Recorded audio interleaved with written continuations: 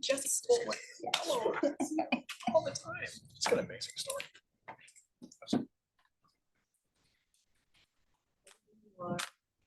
What's up?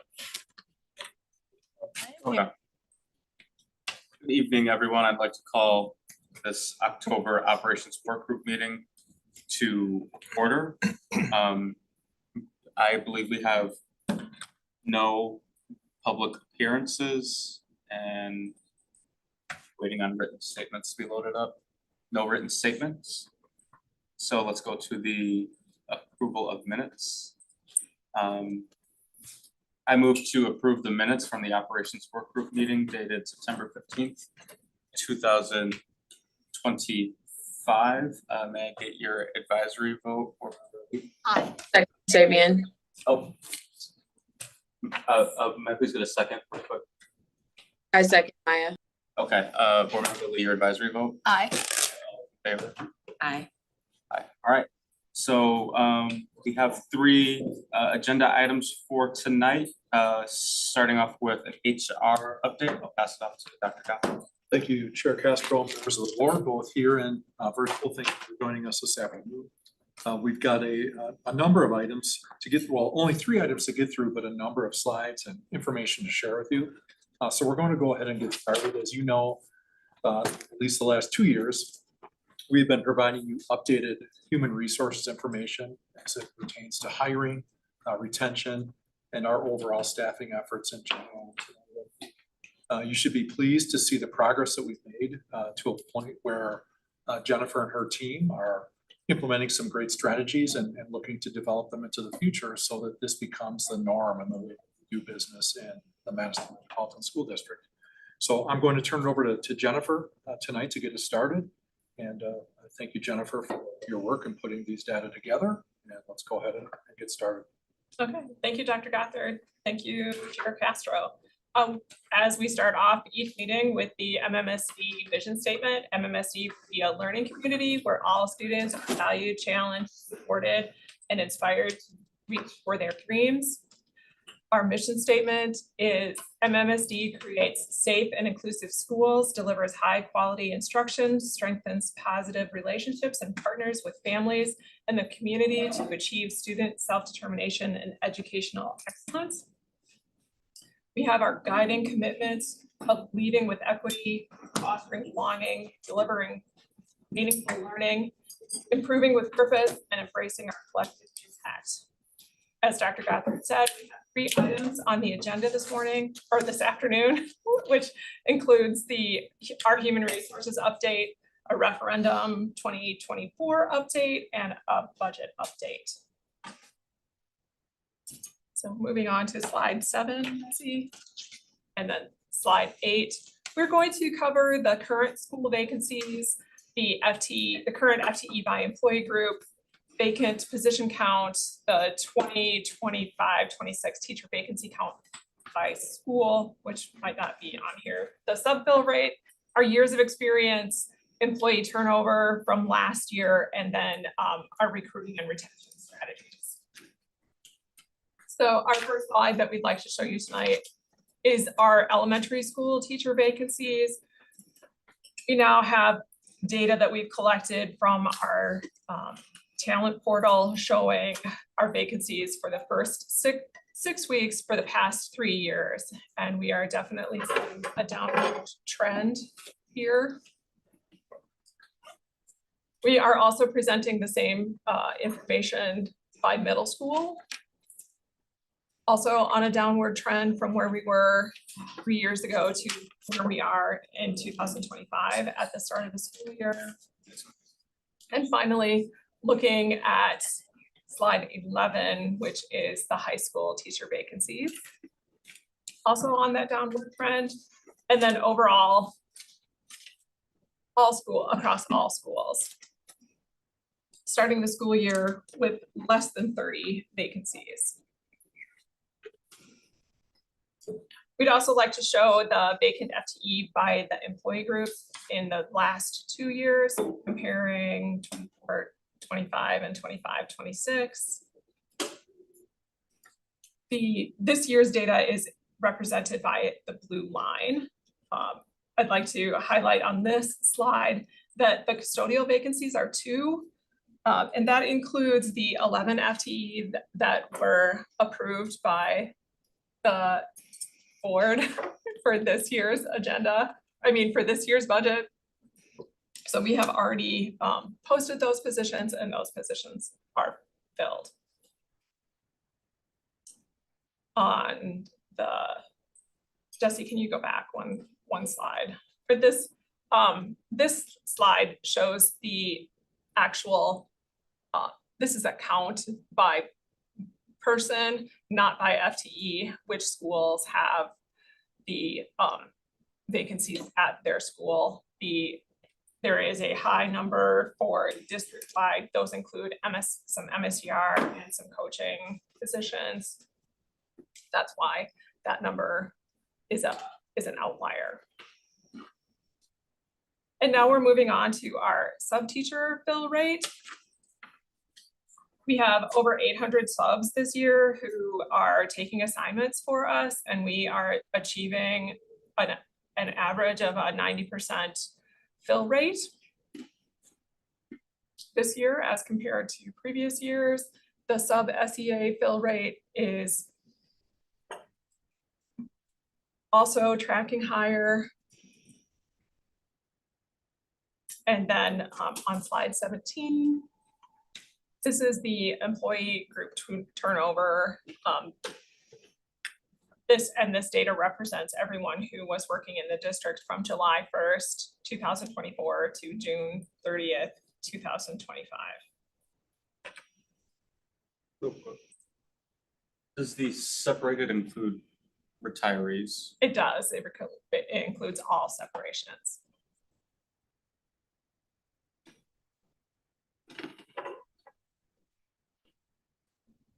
We also wanted to include the staff years of experience. We have over 50% of our staff has less than 10 years of experience.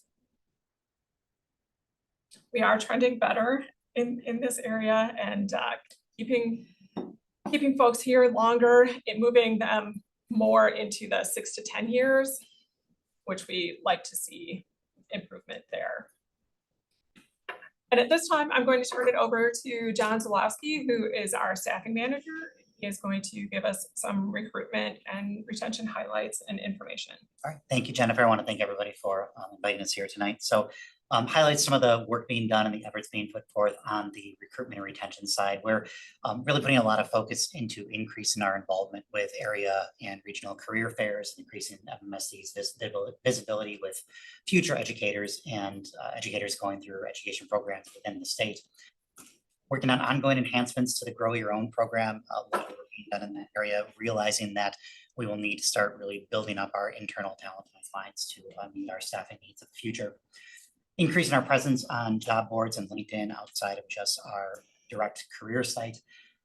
Doing more direct hands-on support available to assist candidates, making that support available to assist candidates in the application process. We've done a lot of one-on-one work with candidates who are trying to get their applications in and find jobs that are suitable for them. And so doing a lot of that one-on-one work. And then continuing to work on optimizing our recruitment and hiring experience, primarily for our candidates, but also for our principals and other hiring.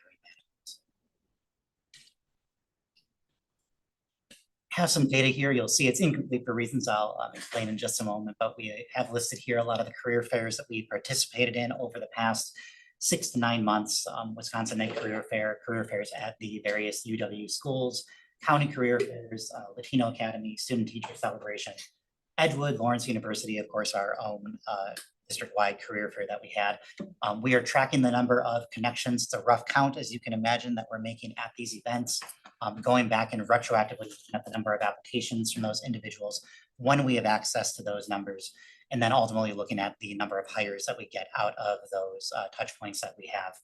That's all backward facing data, so it's not something we can check until a couple of months after. And of course, as with any kind of marketing or visibility efforts, we can't attribute every hire to a touch point at those career fairs, but we really feel that being more visible in the Wisconsin community writ large and in some of the populations that we're looking to recruit from is having a significant impact on our efforts.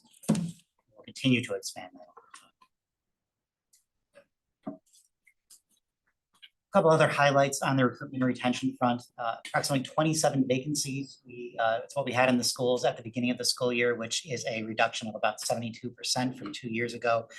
This was highlighted in the Capital Times. It was an article we were happy to see and very proud of. And a lot of work's gone into that, not just with the HR team. Certainly, they've been doing a tremendous amount of work, but really partnering with our principals and other hiring managers to try to move candidates through the pipeline in a good fashion.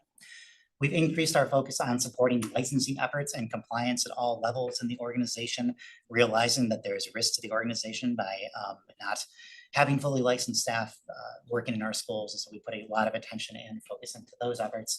And we are really beginning to look more at our exit survey data to identify common drivers of turnover. We know there's work we have to do on that front, and we are excited to do more in that realm over time as well. I want to walk you through here, and I'm not going to read through each of these slides in detail, but want to give you some highlights of our strategic goals related to recruitment and retention over the next 3 years. I'll go through some of the high points here. So goal 1 is really strengthening and enhancing the talent pipeline to ensure every scholar has access to diverse and effective educators and support staff. So looking at our overall talent pipeline, looking at building up that talent pipeline, and evaluating what we need to do to ensure that we are proactively keeping that pipeline full so that when we have vacancies, we can fill more quickly. Move forward to goal number 2. Create and fostering a service culture. There is the work that we do. There's also the perception that we have within the district. We're working to position HR and our recruitment team, our retention efforts as a value add in the district to enhance those relationships internally and to work more strategically with our partners within the district. We're doing that by creating and fostering that service culture, knowing that our principals and other hiring managers can lean into us for hiring expertise when those needs arise. Move on to goal 3. This is streamlining and modernizing our selection and hiring processes. This is looking at some of the human processes that we follow and really working on leveraging the technology and the other systems and tools that we have available in a more effective and equitable and ethically sound way. And again, leveraging technology to speed up our processes to make sure that we can work through things more efficiently and to get candidates and employees into our schools in a more rapid fashion. 4 is implementing effective retention strategies. As I mentioned, we know we have work to do on the retention side. We are really looking at the data that we have available, looking at how we can refine our data collection processes to better, more effectively, and more quickly and efficiently identify those common causes of turnover and look at the levers we can pull to start to positively impact those to keep our most effective educators with the district for long periods of time. Happy to answer any questions around any of that. Board Member Muldrow. Thank you, Board Chair Castro. I really appreciated hearing that we have 800 subs. So I just want to say that is tremendous progress. I've cried talking about stability and staffing. I want you all to know how much it means to me to see us really recover from the pandemic and emphasize this kind of stability and emphasize that our students are getting what they need at school. So thank you so much for all of your work. I can't say that enough. I'm really glad that we get to highlight this work and what it means to our young people and to our community. I want to talk a little bit about the demographic that says, or the bullet point that was 50% of our staff has less than 10 years experience. And I want to hone in on that couple of questions. So the first question is, are we saying less than 10 years with the district, less than 10 years in education overall? Less than 10 years with the district. Okay. Thank you for asking that clarifying question, because we do get a lot of veteran teachers and educators who come to MMSD, but this is the time that they have been with us. Okay. Obviously, we heard from a large number of staff at a recent board meeting about salary compression. And so I want to factor that into less than, 50% of our staff have been here less than 10 years. Does that mean that for the most part, our staff, at least 50% of our staff, are relatively unimpacted by salary compression? What is kind of the timeline as it relates to salary compression for the vast majority of our staff, we have not already reconciled this for? Let me just repeat your question back to you so that I make sure that I understand. So the timeline for addressing the issue, or? Yes, so basically what I'm saying is, if you were hired in the last 10 years, would you be impacted by salary compression? What is the cutoff for that?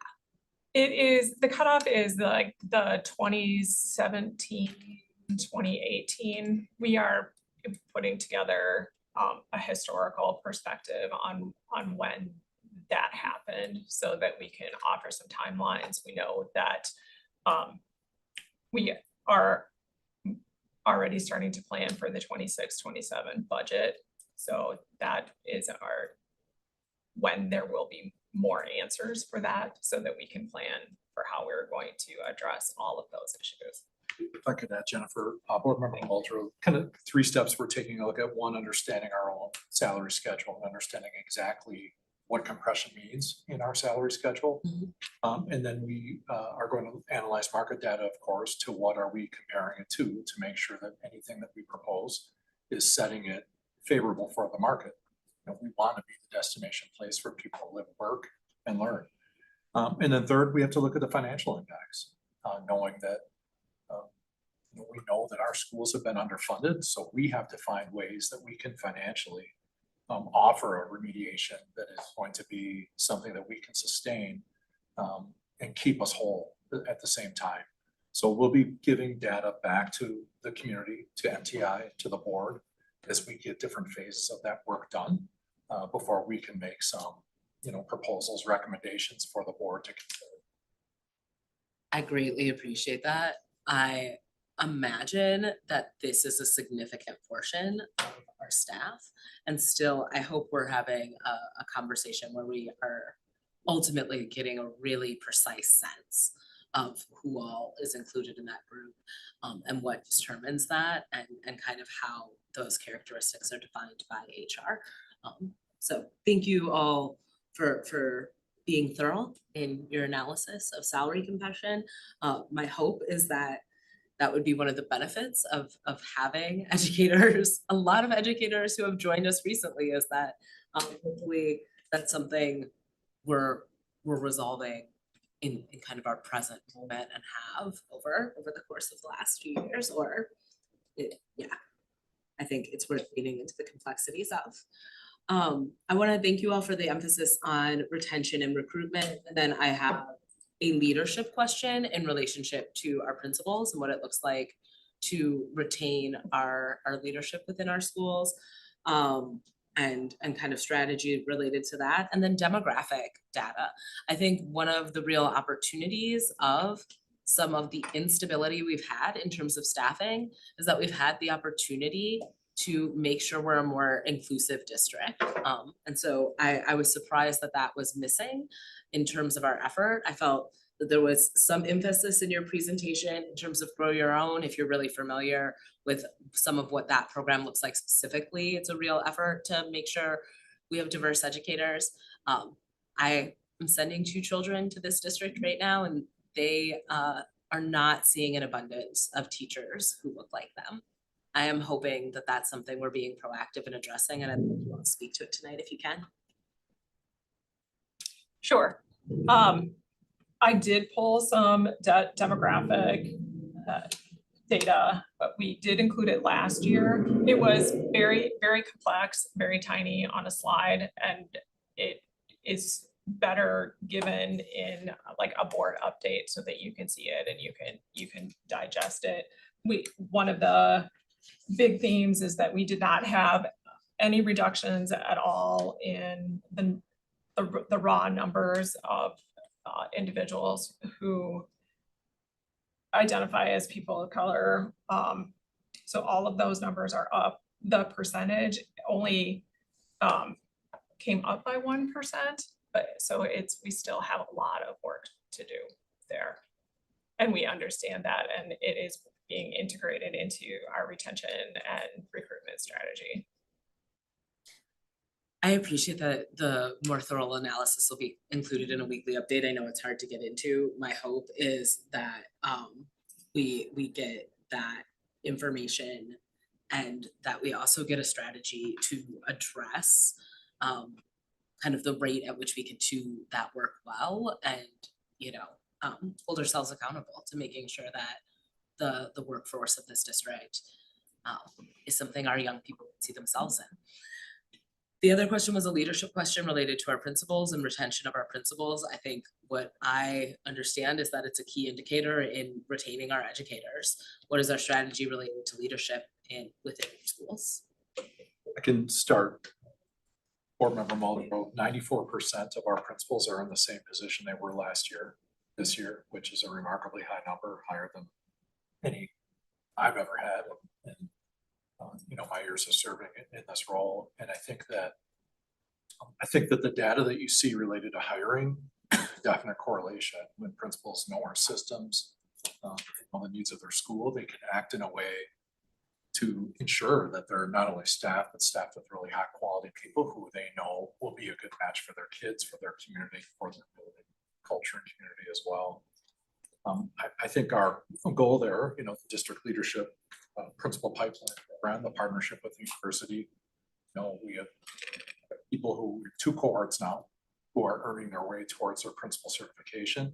It is a fairly diverse mix of staff from our buildings that are earning their master's degree, a principal licensure.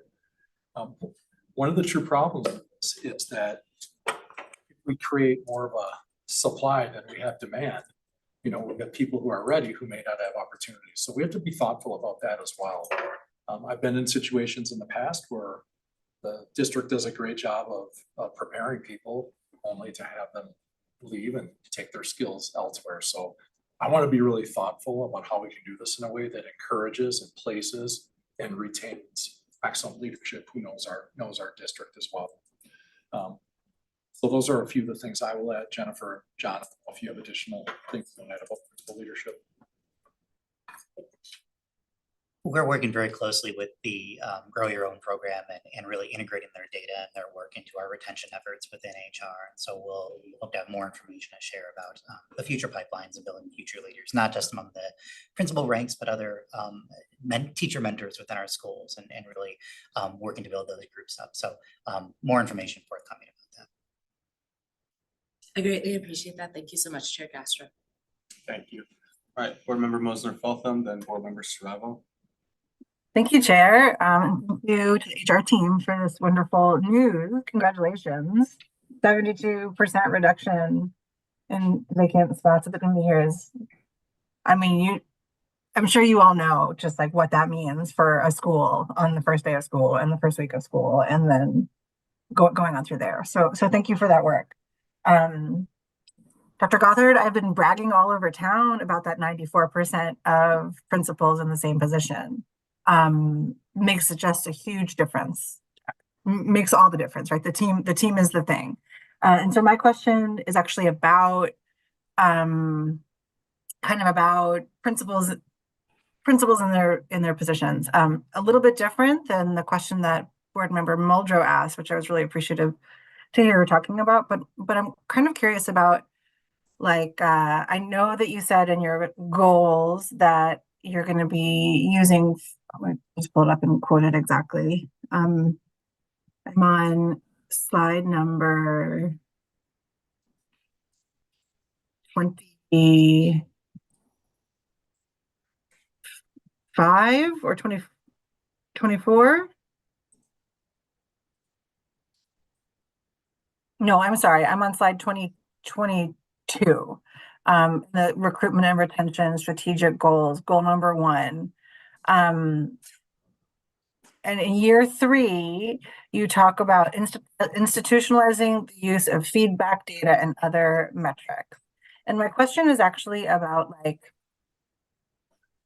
when people leave schools or leave districts, there's a lot of reasons that go into that. I'm moving, my family life is changing, but also I don't have a strong leader in my building, right? I can't do my best work here without strong leadership. And I know that when people do choose to leave our district, you have implemented an exit interview, which I'm really glad to hear about. But I'm curious about how you're thinking about catching that feedback about the building level leadership. I don't mean about, I mean about the building level issues and building level leadership before there's a reason somebody wants to leave. Is that something that you've been thinking about, and in what way? So if I might, we are looking to, I think, approaching this on a couple of different angles. So the first is identifying what are those leadership competencies that are most necessary for principals within their schools. Not simply from an educational or pedagogical perspective, but just in terms of providing feedback, in terms of having critical conversations with employees, in terms of providing those opportunities for employees to lead and for teachers to take on leadership roles and helping them to develop. So we are really actively looking at that right now, how we can develop more of those leadership competencies more broadly among our principals. Part of our efforts here, and the reason it is a tiered approach and a layered approach to accomplishing each of these strategies, is that we'll be identifying and really working through data gathering efforts, identifying how best to collect that data, and then how best to analyze and implement that data in a way that allows us to be both responsive and agile in the approaches that we're taking, both to recruit leaders and to continue to develop our current leaders. So multi-tiered and multi-phased approach, and something that we're approaching from several different angles. Thank you. I'm trying to figure out how to, I think I'll leave that question alone. I really appreciate that. Is it okay if I kind of jump in to kind of also add a couple of things to that? Dr. I also McBride, think that please. one of the other ways, if I'm hearing your question correctly, is how do we ensure like we are knowing and understanding maybe some critical issues that are happening at the school level prior to Savion leaving, and be like, I'm leaving, and the reason I left, not because I want to move, but what you just stated, the leadership in my building wasn't right. And I think part of that is going to be us kind of leaning into more of our climate and culture survey and ensure that we're hearing and utilizing that data at the same time and teasing out those situations where we hear those things. The other thing is that we're also even starting as early as next week, partnering with MTI to really talk about our CPS process, where we're doing a joint training for our principals and building reps to really begin to really dig deep into that CPS process so that we can understand some of these issues prior to them becoming these greater issues later on.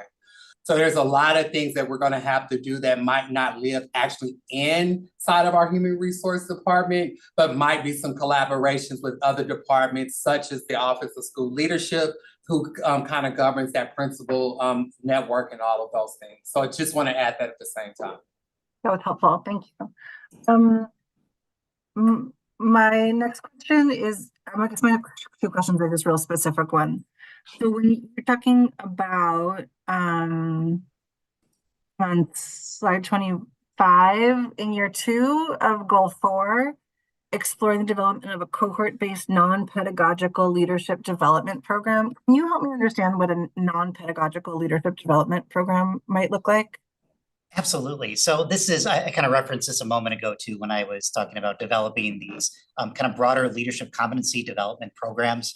This is looking at base foundational leadership skills and competencies that are not specifically related to leading educators or to leading within an educational environment. So broad-based leadership competencies. So some of those that I mentioned earlier, but really trying to build the leadership capabilities of our principals so that it's not purely focused on the classroom instruction, but about providing development opportunities for their staff, for providing that example of leadership for their staff and for their teams to be, again, really well-rounded leaders within schools across a variety of matrices. Yeah, I see. That's really helpful. I understand what that means now, and I know how important that is.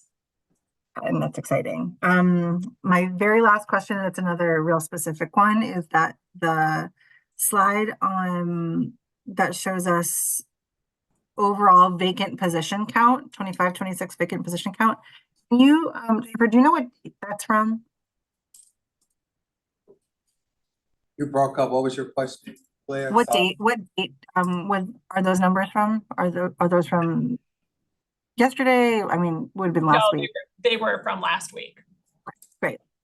Well, thank you so much. I'm so excited to see where these plans in higher recruitment go, and I'm really just so proud is not the right word. Happy is not the right word, but it makes a really big difference in our schools that they can be staffed this way. So thank you so much for your presentation and for all of your work. All right, thank you. Board Member Saravo, then Board Member Vandermeulen. Thank you, Board Member Castro. I am also gonna say that 72% over 2 years is amazing. So we'll just keep highlighting that all night long. That's a big difference. I like how we have the grow your own pieces in there. I'm wondering how do you address if you're noticing like we don't like staff representation and stuff like that, are we addressing like any barriers or anything that like we don't see from a grow your own perspective of like how are we encouraging what we want to see reflected in students and staff in our that perspective? Does that make sense? Thanks. So are you referring to the mix of participants within the Grow Your Own Yeah, programs? yeah. Yeah, so I can't speak specifically to that right now. We don't administer those programs directly within Human Resources. I do know that there is a concerted effort being made to ensure that that is not only a source of future talent, but a source of future talent that better reflects the demographics of our district. And there's efforts going into that. I think it is those participants, depending on the specific Grow Your Own program, those participants tend to have, there's more diversity in that group of participants than we see in our schools writ large. And some of that is because as we have less tenured employees come into the district, we tend to see more diversity in that area as well. So we're very excited about the positive impact it's going to have. It's a program with a long tail, and it's going to pay great dividends over time. Yeah. So I'll add that I think our staff should always be looking for high potential. And to me, high potential looks like somebody who has incredible connections with kids and with community and with staff. Those are the things that aren't always easy when you enter a school system or a school or a classroom or what have you. The high potential piece is that looking, we support this individual to gain the credential that they need to advance through our organization. So that's kind of how we're oriented and have been for a long time, I think, in this work, just looking for those individuals who have unique characteristics, sometimes background experiences, many times from the community, who have excellent connections with kids. Awesome. Yeah. No, I love it if we can have that from coming from the inside to something that we can celebrate down the road. I'm very much about, universal design. I think it actually fits right into representation and access in those roles. So I really like, there's a lot of good stuff that we get to appreciate through all these different programs. Let's see, the other things I wrote down.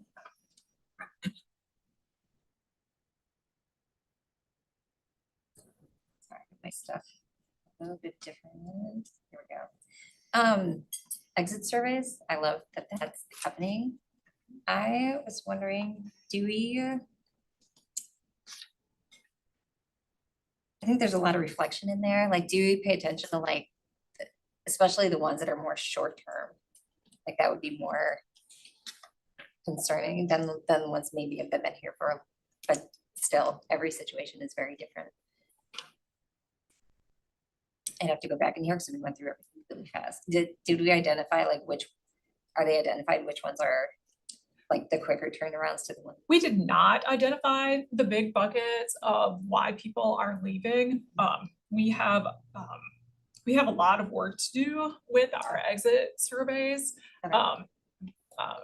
Because we want to really dig into that information and try to or they leave, you know, but also use the information that we're gathering from those exit surveys to figure out how we can make MMSD that employer of choice. Is there a way we're looking at like what we call burnout as well? Like how do, like, are we looking at like daily, like what staff are going through as well to kind of curb? There are open-ended questions, so they certainly put in information like that. I think for the ones that are currently within the schools, like being aware of like where they're at before like if that was a reason of just that's what they were going through. Like how often is that like a yearly? Is that the climate and culture? Could be, I don't know. Yeah. The part. I would add as well, as we work through this process and we kick off this 3-year strategic plan process with our recruitment and retention strategies, one of the things we're going to be looking at is our data gathering practices, what we're doing to essentially doing stay interviews, right? Identifying why people are staying with the district, identifying why they may be considering options outside the district before they actually do so. So we know there's a gap there with the data that we're gathering, and it's something that we're looking closely at. We want to be proactive in what we're doing and not simply reactive when we're getting this data afterwards. Yeah, I love that. Yeah. And I think TJ, you answered one of my other questions I was gonna come up with. Because I was wondering how HR partners with MTI and AFSCME and does that kind of collaboration on when we're looking at just turnover and, you know, those that are staying as well. Like if we're looking at all the things. Now you mentioned MTI, I'm assuming that the other unions kind of are also part of that process? Yeah, and I also think that we also partner with them in other areas, including like our handbook when it's time, they're part of that committee, in other area committees, but I also think that this could be something where we can probably see a lot more improvement when we're talking about like retention and recruitment in those areas, but just having those dedicated conversations with all of those organizations that we work directly with. Are those done in like separate? I'm just asking Both. questions that I don't You know. have Oh, both. okay. So sometimes you'll have meetings where it's just with MTI, sometimes just with the AFSCME folks, sometimes you have them where we're all in the same room together. So it just depends on what we're looking at, engaging, the conversations that we're engaging in. Okay.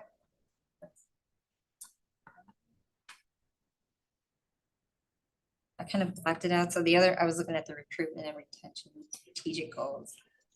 And like how they're laid out with the pipeline, service culture, process modernization, retention. That's flexible with the design and ask for continuous improvement as well.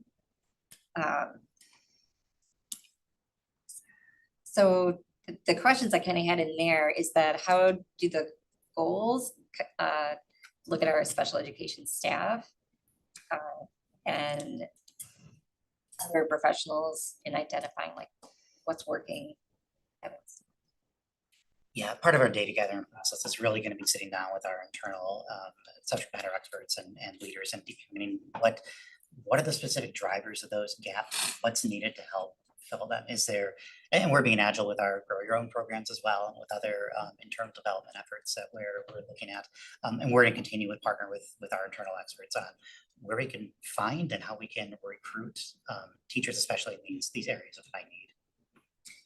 I think there's one other connection I was wondering if you guys kind of look at, because we got the restraint and seclusion data last week. And then do you guys see any connection to where there's high, like the schools or the programs that kind of have a lot of activity? Does that have a correlation to anything else that you guys have noticed? Like, maybe that's not something that's typically within.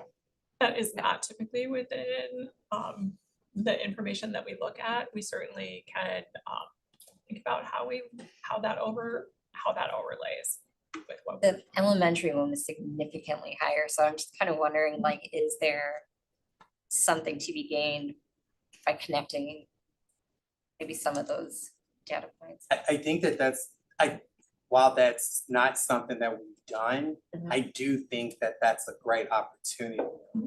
And I think it's about one of the things as Jennifer and her team are working together, how we're sharing out the data when it comes to retention within different departments, so that then they can be the ones to kind of share those, this might be, or the correlation, because we might not have the knowledge to know that granular amount of information, but if we can be the ones to share with it, and then departments just like, okay, well, here's what we're seeing in our department, we might be able to come up with some of those conclusions. So it's just about making sure we're doing a better job of having that collaboration. It's just, that number is just so much higher, and just, if it's there, that might be an opportunity to really kind of navigate what's happening at those specific sites, I think, as well, if it's within certain ones. So, great, thank you.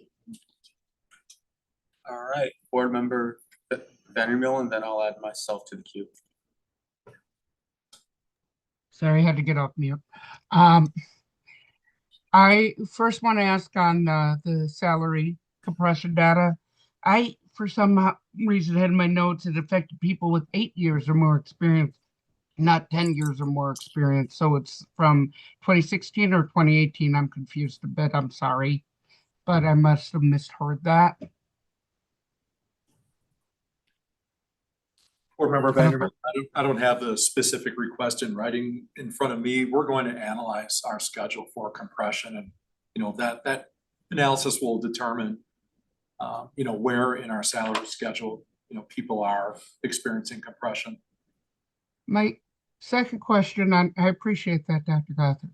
My second question on compression, and this may sound like a stupid question, but I'm not an expert in this area, so I'm going to ask it anyway.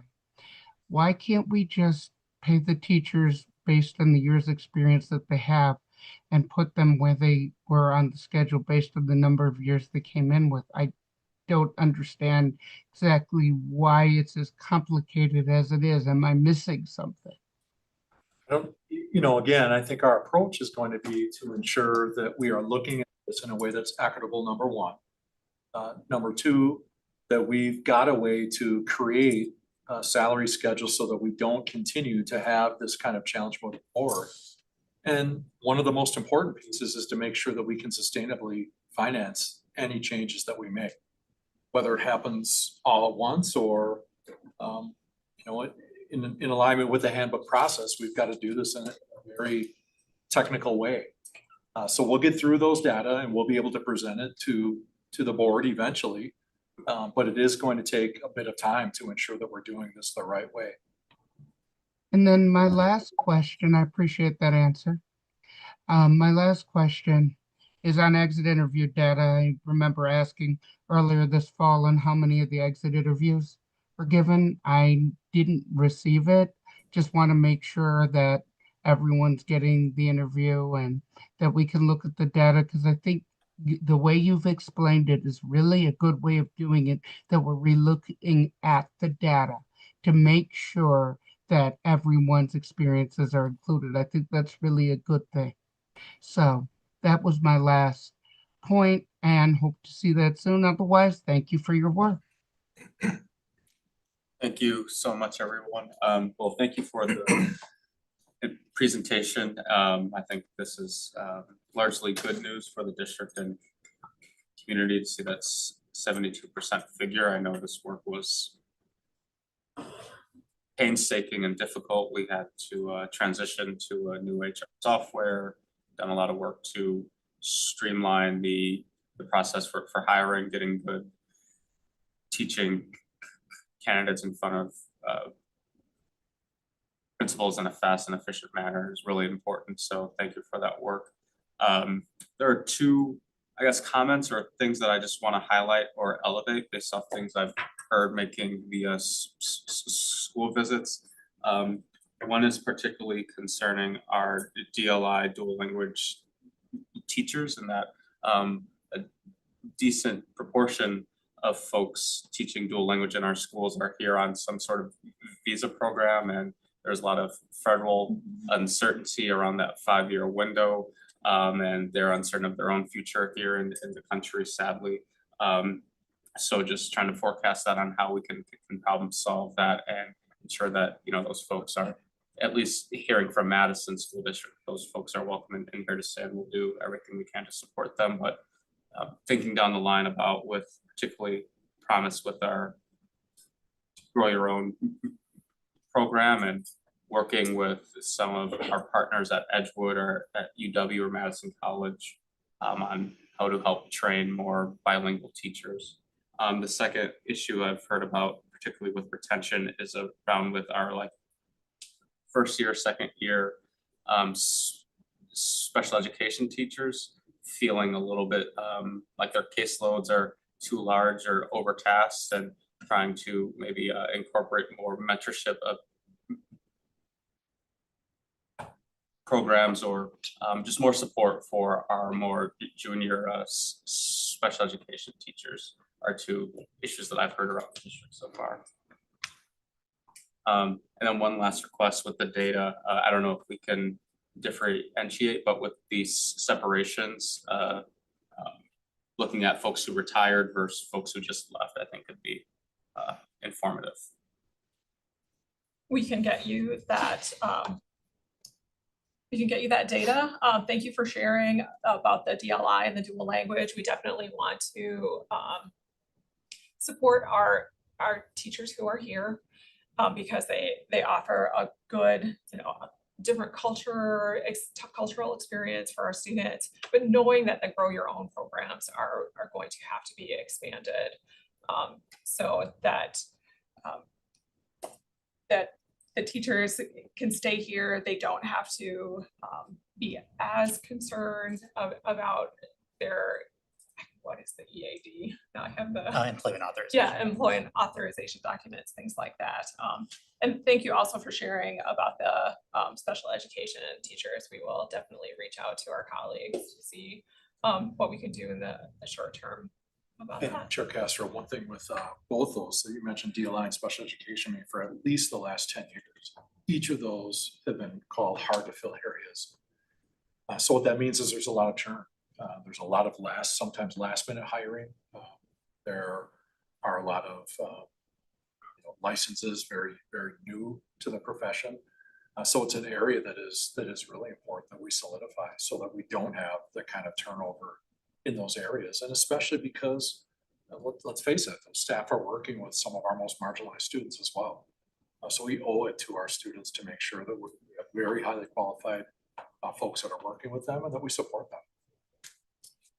I also would just like to add for the second item that came up with about special education staff members or those staff members who have a certification with a stipulation.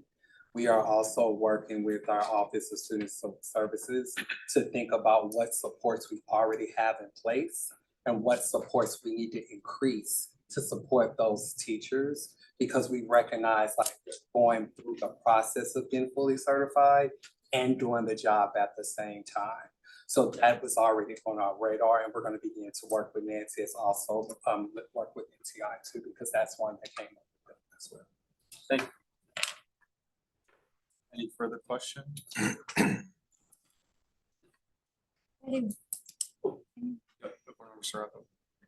Just something that thank you for Castro. Just something you said before, I was just wondering how it works. You said the applicants can get help when you're applying for MMSD. Like what does that mean? Yeah, so we will provide that one-on-one support when we get calls for people that just need help navigating the system. Come in and just have some one-on-one support actually going through the application process. We have a lot of positions out there. The application, there's a lot to fill out. So Yeah. we want to make sure we're not leaving anybody behind who might otherwise be a fantastic candidate, and because I'm struggling with getting the actual application in. So we do provide that one-on-one support with getting those applications submitted as well. Remember at the end of last year, we kind of had, there's a lot of open positions that were out there. And it was I think it was over at talking with Principal Thompson. And one of the people there was like, she had to go from place to place to place. Is there work up like someone who's looking for something, but maybe there's like a position that's not necessarily full-time? Like, do you connect them to maybe more opportunities to kind of expand upon their day? We do, as we're able, when we identify candidates, we have a lot of applicants, as you can imagine, will apply for a number of positions within the district. So sometimes they may not be selected for a particular position, but we do try to work with them then to find a role that would be a good fit for them within the district. So we try to do that proactively when we know we have good candidates that we just really want to get placed. And certainly when they reach out, we'll provide that as well. Great, thank you. Thank you. Board Member Van der Wielen, is your hand still raised? Okay, thank you. I think we can move forward. Excellent. Thank you, Chair Castro. We are going to move into referendum 2024. Scott Chiak, our Senior Executive Director of Building Services, has a number of guests to introduce tonight as he takes you through everything to date that we are getting ready for and excited for with the next phase of our projects. Scott. All right, thank you, Dr. Gothard. Board of Education and Community. It's been 342 days since the vote. And we have been very, very actively working to come up with our designs for our future of our school district. And I'm here tonight joined by a representative from OPN, Concord, our owners rep, and then both of our CMs, Vogel and Findorf, to share with you where we are in phase one. We have now brought forward what we call the 95% completion of our design scheme. So if you go to the next slides, team here, very next slide. Tonight, we're going to talk about the agenda is our timeline, our process, that design development, where we are into the budget, and then we'll actually show you some designs where we are, Sherman Shabaz's layouts, Blackhawk Gompers layouts. We'll do a little fly around video we'll share in tonight. And then we'll talk about next steps in the construction process of where we're going, what we're doing, and some community inputs. So with that, we'll start the next slide, please. One more. So we talked about phase one of the projects. Here's where we are, right? So we're just finishing up design development, doing the final touches. We have some community input sessions this week, tomorrow, and on Thursday.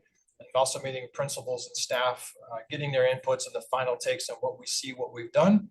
And it brings us up another stopping point where we're ready to do another budget check to make sure we're on target, on pace for our spend. Ensure we're providing equity across all of our buildings, using our money wisely to ensure we get the maximum amount of our resources. So next slide. This is a really busy slide, but I want to talk about this kind of a busy process, right? So this October, we're doing community input sessions this week. We've been some owners reviews this month. We're doing our design updates, and also we've kicked off in September, phase two. So we've already started talking to our folks at Cherokee. So we had Orchard Ridge this afternoon. We have Toki on Thursday, and we have Senate coming up. We've already started to engage in phase two, in addition to the work we're putting in phase one already, right? So this process always is busy and keeping forward, taking all the information that we can use to apply it to our new spaces, get the best to our community and our students. In addition to that, there's another process working with the City of Madison, working with the Plan Commission to ensure that it meets the profile of the district and our community. And then we're building spaces that mesh along with Destination Madison's vision and goal to have our spaces that will match what we need it to be in the future. Next slide. A little idea, background here about the capacities of our schools that we're building before I turn it over to Susan for OPN. So Sherman Shabazz building, for the Shabazz side specifically, we're building operational capacity of about 160 students. Little larger growth than we currently have. About 16 rough classrooms, 10 classrooms with the core, art spaces, student services, multi-purpose room for their media library, purpose rooms for community internally as well. They'll have commons for student cooking, some flex labs, their own private gym space, and some for trainings. Also, they have the ability to access performing arts, including making their own performance arts in their flex spaces. And then like all of our schools have access to outdoor learning, ensure they can bring the indoor and the outdoors together, part of their master scheduling. In addition, on the same building at the separate side, Sherman's occupational capacity is about 504 students. Currently our enrollment's around 425 to 430, so there's room for growth there, including what it is. Now I will state, in when I talk about operational capacity, it's just the core classes. There is additional capacity depending on scheduling for the art spaces that are having a kiln, the own gym spaces, their dedicated music rooms, their flex lab, their clean lab, their skilled trades lab. In addition, all of that work, they have access to performing arts, student services, suites, indoor, outdoor learning, and then shared community room in all of our spaces. As we start building our new rooms for our curriculum classes, we also have what we call collab and small group spaces. Spaces where students can get broken out of the generalized classroom, have some one-on-one services, additional services, whether it be literacy and math or reading. Also for dysregulation, or also getting students kind of doing small group work, right? Giving them time and flexible spaces to do extra space work versus, oh, go to the hallway or go down here. It's all built into their classroom areas. So they have a chance to interact with all of their peers and then especially with their teachers in their particular class areas. Slide. Blackhawk Gompers. On the Gomper side, we're designing capacity for 288 students. Again, 18 on average per classroom, students per class. We'll have, again, our individual art spaces, small group rooms, student services, libraries that is their own, with music, gym, reach rooms, all the special places that makes it our unique space for elementary, including flexibility that's going to be used, like our 6 classrooms that could be used for 4K or kindergarten. Right, as our community changes and fluctuates between 4K and your kindergartners, sometimes we need 4K, sometimes we may need 3, but it'll give us the adaptability in those spaces as we get slugs of students through that area.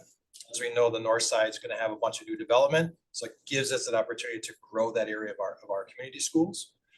And all that will have staff lounges, and part of the thing of elementary is dedicated playgrounds. We'll have 4K playground, a regular smaller elementary playground, and a middle school playground. So it gives all these students chances to interact and get their energy out and also learn and come with play with each other. That starts to build those social skills. On the Blackhawk Middle side, we have capacity of operation of 400 students in a larger capacity we currently have, but we're also planning for that growth, right? We see Gramish Farms and that growth on the north side continues to grow, in addition to what Sherman is showing as well. So when, again, the middle school side, extended classrooms, collaboration spaces, gyms dedicated for the middle schools, the Flex Lab, Clean Lab, skilled trades. Again, student access services, lounges and suites, staff lounge, and then for all of the folks that need to share with our school space. Next slide. Some of the design standards we talked about from back, and I want to reiterate them, is every school has a safe entrance with layered entries, meaning Blackhawk and Gompers will have separate entries, both welcome centers to feed and foster their individual school space. It also has multiple layers of entry, meaning if something should happen in a school, we can delay time of reaction, right? We can give them spaces where students have more time to be protected and have multiple different layers of security throughout that school, right? So that's very good in design.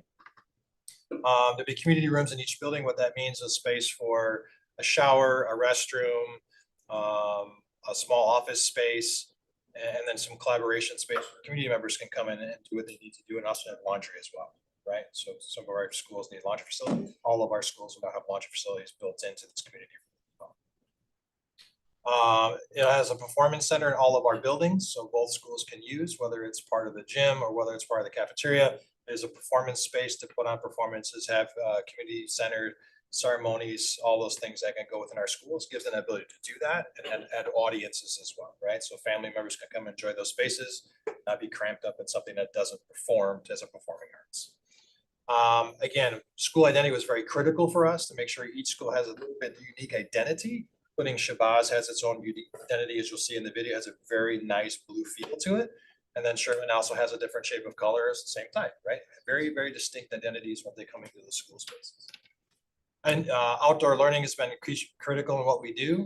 In our first sites, or these sites, we'll see a retention ponds. We'll have limestone outcroppings. Folks can sit around the rocks and have an outdoor learning session, looking the backdrop to trees or looking at some natural prairie, talking about the interaction of nature in the classroom. And also getting kids and students to be not just confined in classrooms, get outside, enjoy it, really feel the nature of education. And the biggest thing about what we do is we're building sustainable buildings, right? Buildings that will last 50 years or more. We're having solar put on our buildings. All of our buildings are geothermal. We're using low carbon concrete and other materials to ensure that we're giving back. In addition to having learning opportunities, whether it's a QR code and parts of curriculum that says, what's this do? This is a pump for geothermal. this is a solar panel, this is what this does, and this is what this does. So it gets that realization of building sustainability, not just in our buildings, but teaching also other folks and our students what sustainability means, right? Offsetting carbon, offsetting no natural gases, all those things to help teach and educate and bring that to the forefront of what we're investing in our community and then ultimately their future as well. Next slide. All that work all happens within a budget. So our budget is $507 million. This is already, like we said, this is reiterating all of those facts, doing all this work and putting it within the budget and the constraints of those systems. Make sure we stay on track and on budget. And we're still at $507 million using all of our cost controls to ensure we meet those targets. Okay. Next slide.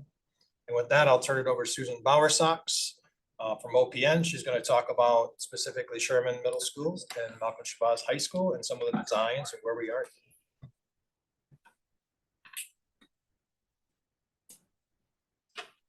Thank you, everybody. This is exciting.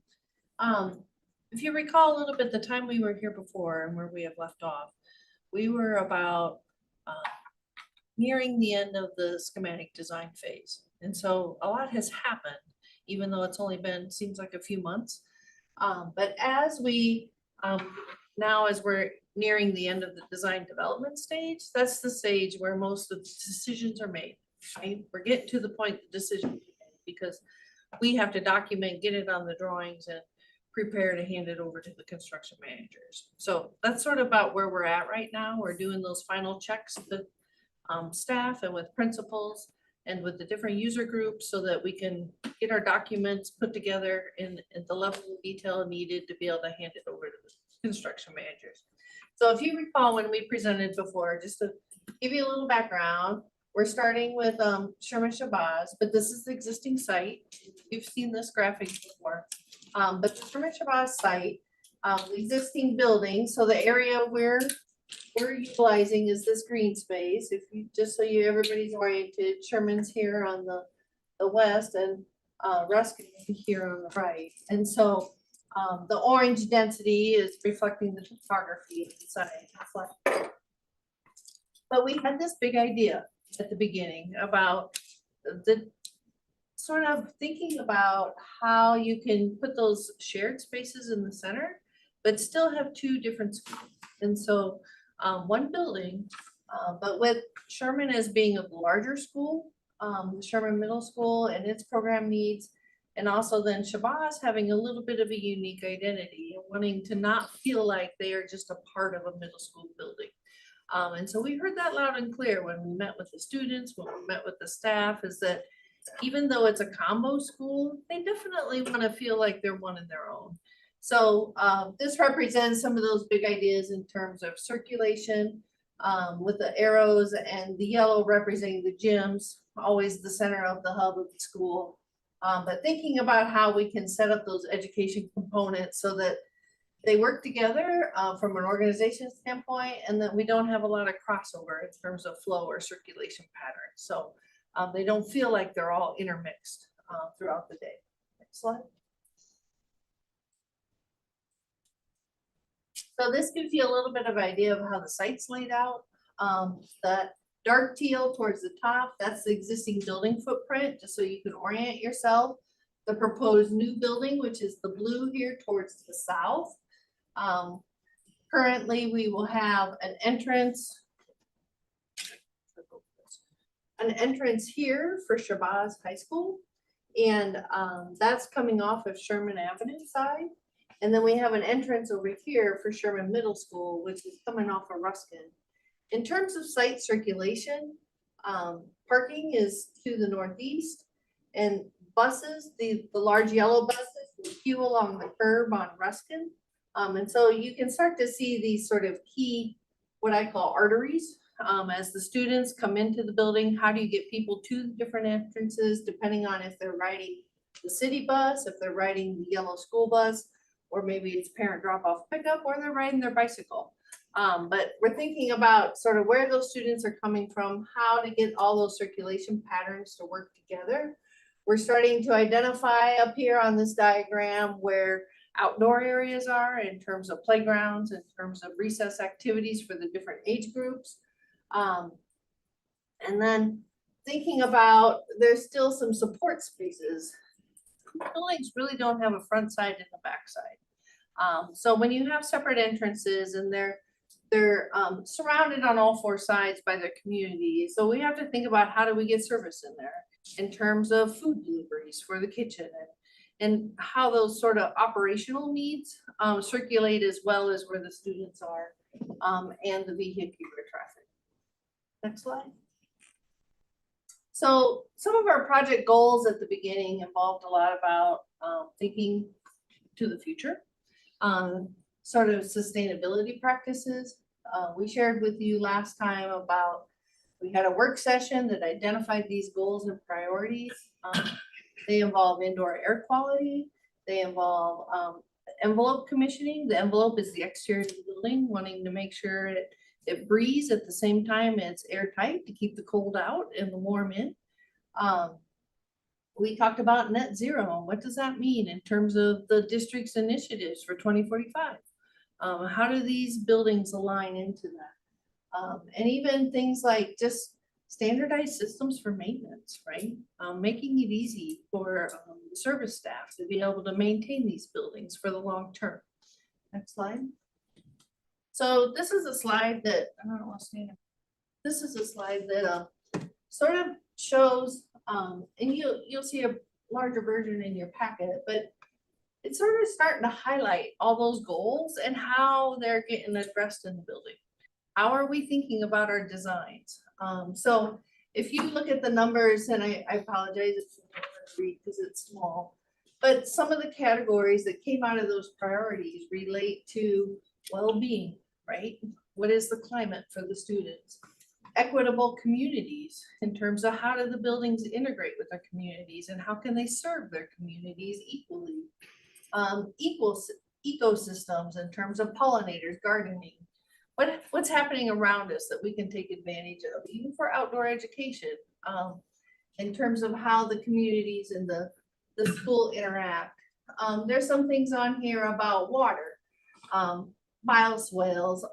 Our civil engineers are designing water retention in areas to not have standing water, but to be able to manage that water at those times when you need to. Right? So the big one we've talked a lot about is energy also. And so thinking about electric buildings, how do we get to net zero? But also about, we're integrating designs to support PV panels and maximizing that and what makes sense. Each of these buildings in phase one, they all have different sites. They have different orientations. So we're trying to analyze that and take advantage of those opportunities with their building designs as best as we can. So this is a diagram that evolves. When we get to the end of design, it'll be to a point, but this continues on into construction because we want to make sure it's actually performing the way we designed it to perform. So we also have built-in things in terms of having check and balance systems and having third-party entities actually validate that all that effort we put into the design is actually happening once the building is operational and occupied. Next one. So the floor plan we shared with you last time hasn't changed holistically. But just to help you kind of understand, we've colored the yellow goldish color. Those are the spaces that relate to Shabazz High School. And then the peach sort of salmon color is Sherman Middle School. So if you think about that entry, here's Sherman is along this side, north is up on this. So here's that entrance to Shabazz High School. So you can see when we talk about their welcome center and how they come into the building in terms of their spaces. So this is their main entrance. They have their administrative office suite right there near the main entrance. They have their commons area with their kitchen in this area, and then they have a gym. They also have a lab space that's right here besides it. But on the ground level or the main level, this is Shabazz's entry and how their spaces work. Then you transpire upstairs and you can see that Shabazz High School has pretty much the entire west wing on second floor. I am gonna move this way over here. So Shabazz High School pretty much takes that entire second floor on that west side. And so this is made up of their classrooms, their library spaces, things you hear, probably their sandbox space. I mean, we want to make sure they still have all those opportunities that they have today, plus some, but meeting their needs of their academic program. So then as we think about Sherman Middle School, the main entrance is up here for Sherman Middle School because it's from the north. There's their commons area, their gym, and then their administrative suites, and then they start their education back here. These are music spaces along this side. And along that side is building support plus some skilled trades labs. But Sherman's quite a bit larger than Shabazz. But you can see how this is sort of their spaces. But we do have points of separation in terms of the corridors and circulation. So they don't necessarily feel like they're in each other's building. But that's sort of how we're delineating their separate circulation zones and how they move throughout the building. And then once you go upstairs, a lot more classroom wings. Their library is to the north there. And so those are Sherman's program is pretty equally split on first and second floor.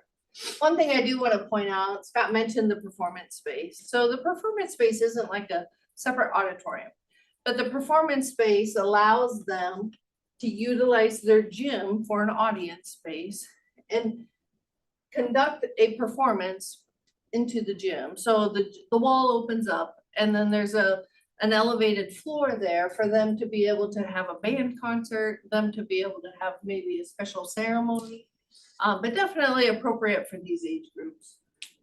So that's the space you see right here in the center, and it opens up to Sherman's gym, just because Sherman's gym is larger. So that gives them more capacity. Questions about Sherman Shabazz's plan? Keep moving. Yeah, I see board member Vandermeulen has a question. Let's get through Sherman and Shabazz first, and Okay. we'll have a couple questions. Okay. I got some other questions. Sounds good, okay. So as we go back to that site diagram and we think about access, and one thing that comes up a lot is about how does accessibility work, right? The access and accessibility are provided to both entrances. So as you can see, there's accessible parking area near here, which supports Sherman's entrance. There's a small area of parking here for accessibility and access on the Shabazz entrance side. So making sure they're equitable in terms of both accesses and being able to support all coming into the building. So just pointing out some of those things to help you understand the circulation patterns of the two separate entrances. Next slide. As we move into the building in terms of accessibility, Sherman's main entrance is right there with their welcome center and their elevator is right inside. So the elevator to get between first and second floor for Sherman is pretty central and easily accessed right from the main entry. And then Shabazz has a separate elevator. So even though they move up and down on their floor, they don't have to go down the hall or cross over to access that. They can both circulate vertically independently. Next slide. So I was going to explain the community support and how those spaces work a little bit. This is Sherman's main entrance. The community support space, there's only one in each building. It's not like Shabazz has one and Sherman has one. So there's one in the building and they're aligned with the middle school, which is the larger component. But as you come in that main entrance, and this is just a blown up version of the plan, but that main entrance in terms of Sherman, their commons area is right there. Their gym is right here. Their community space is right here. There's a point of security here. So for events that are outside of the school day, the community space can be used during the school day. But for events outside of the school day or on the weekend or other activities, these three spaces become the hub. And so you utilize the gymnasium, you utilize the commons, which is where they eat lunch, but it's a large gathering space.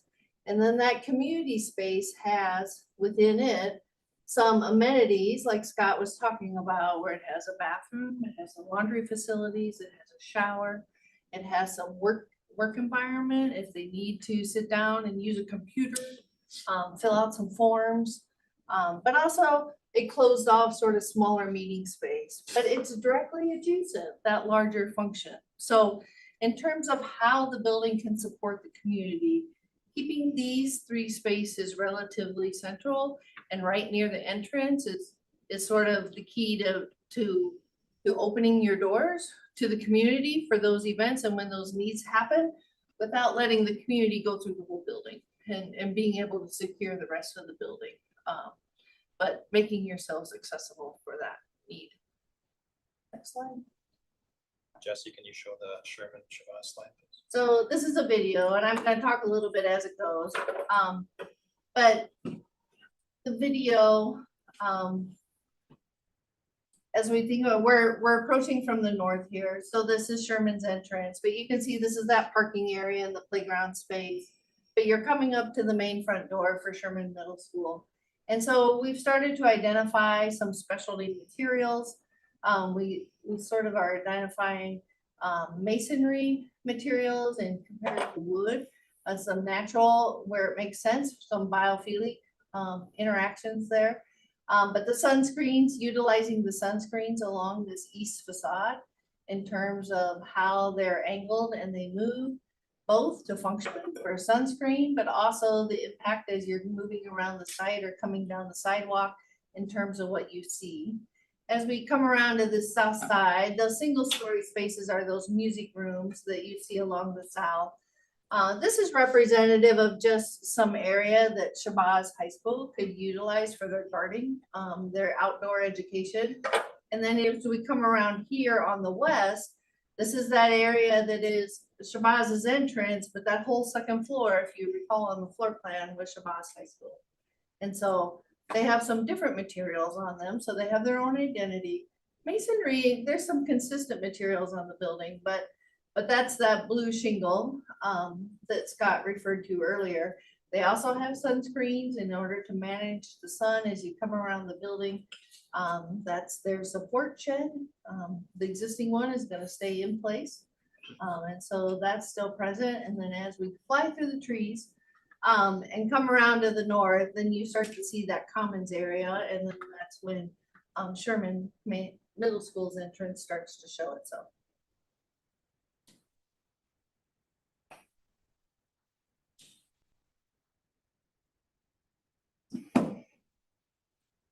We can fly again if you fly it a second time, but that's a wrap for Sherman Shabazz. All right, board member Vandermeer and then board member Pearson. Yes, one, I'd love to thank you. I love to thank you about the green spaces and the outdoor learning. I think that's absolutely essential. I know a few years ago, we almost got rid of some of our outdoor learning, and I'm glad that that didn't happen. And I'm just really thrilled that we're focusing on it, especially with the sustainability piece. So I think that's excellent. Thank you for taking the advice on accessibility. I think that's excellent. I think you're doing a good job. I do have a couple questions. And this isn't just Sherman Shabazz, this is in general.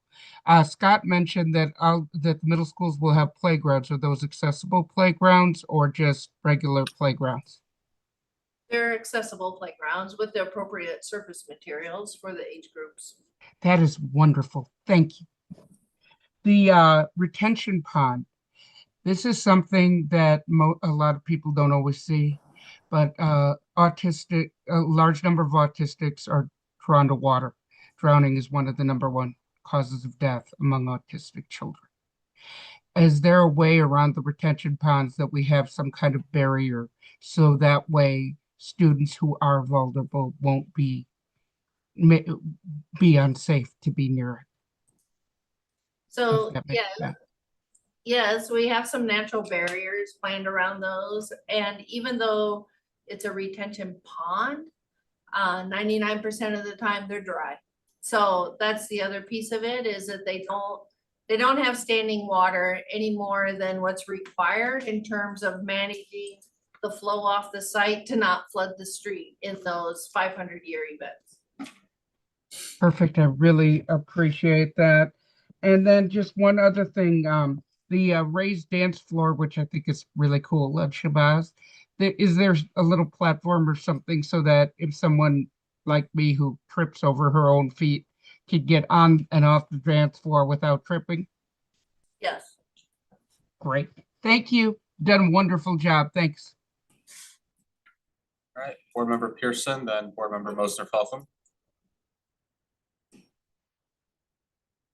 Sorry, she was in the waiting room. She's coming back.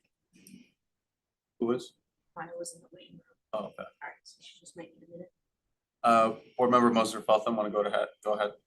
Sure, thank you.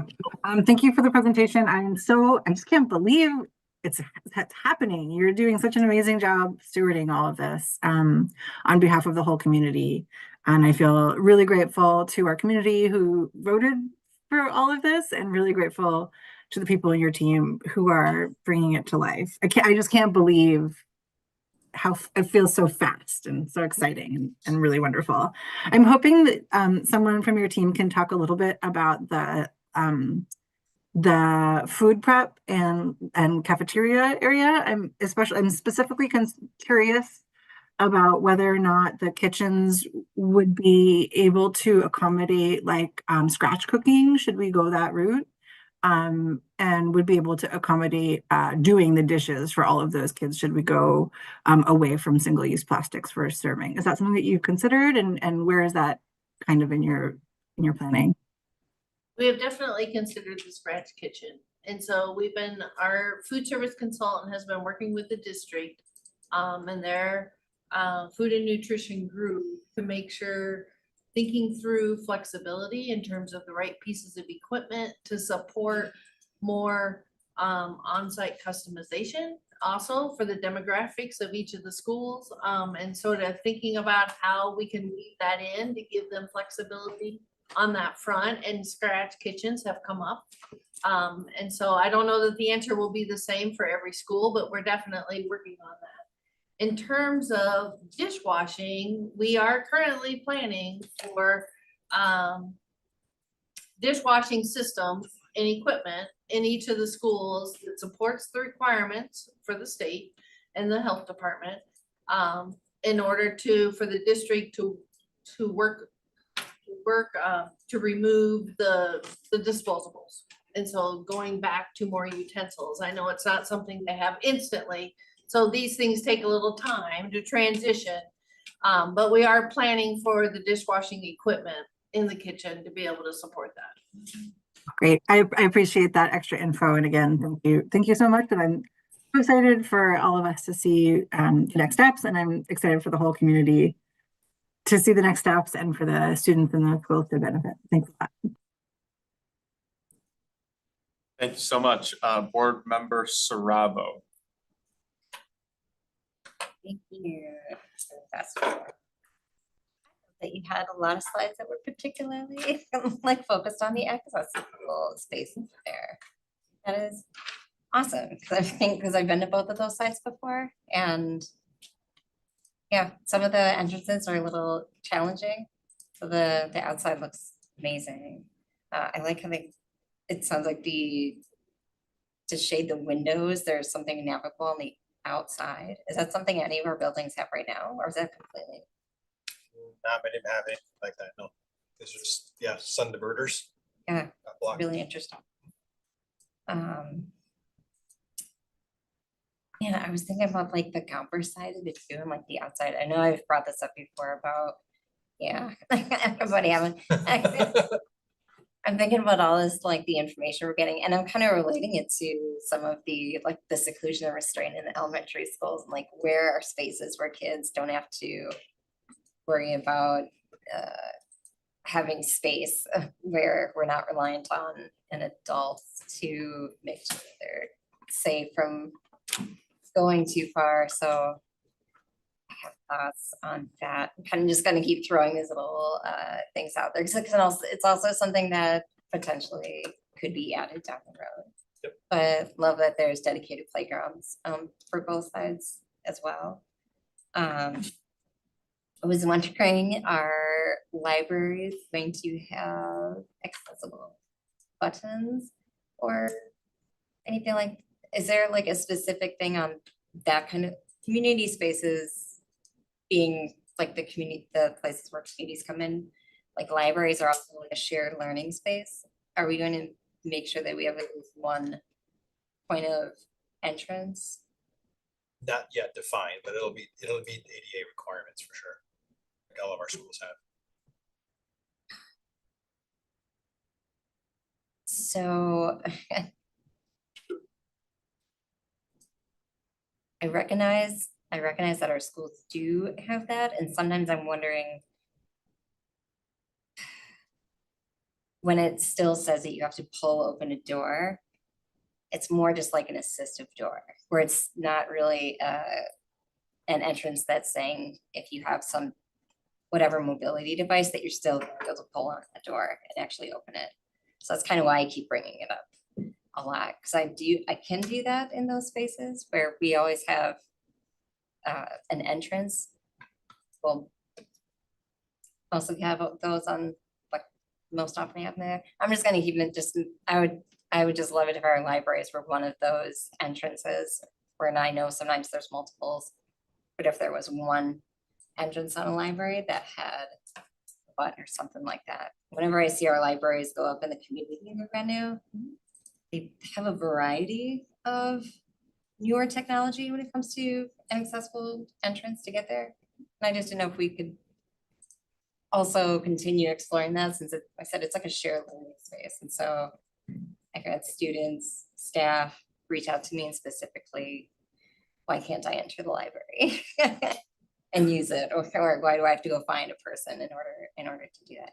Well, recognizing that maybe there needs to be one entrance that might be dedicated to that for the libraries that have multiple entrances to them for safety reasons or other things like that. Sure.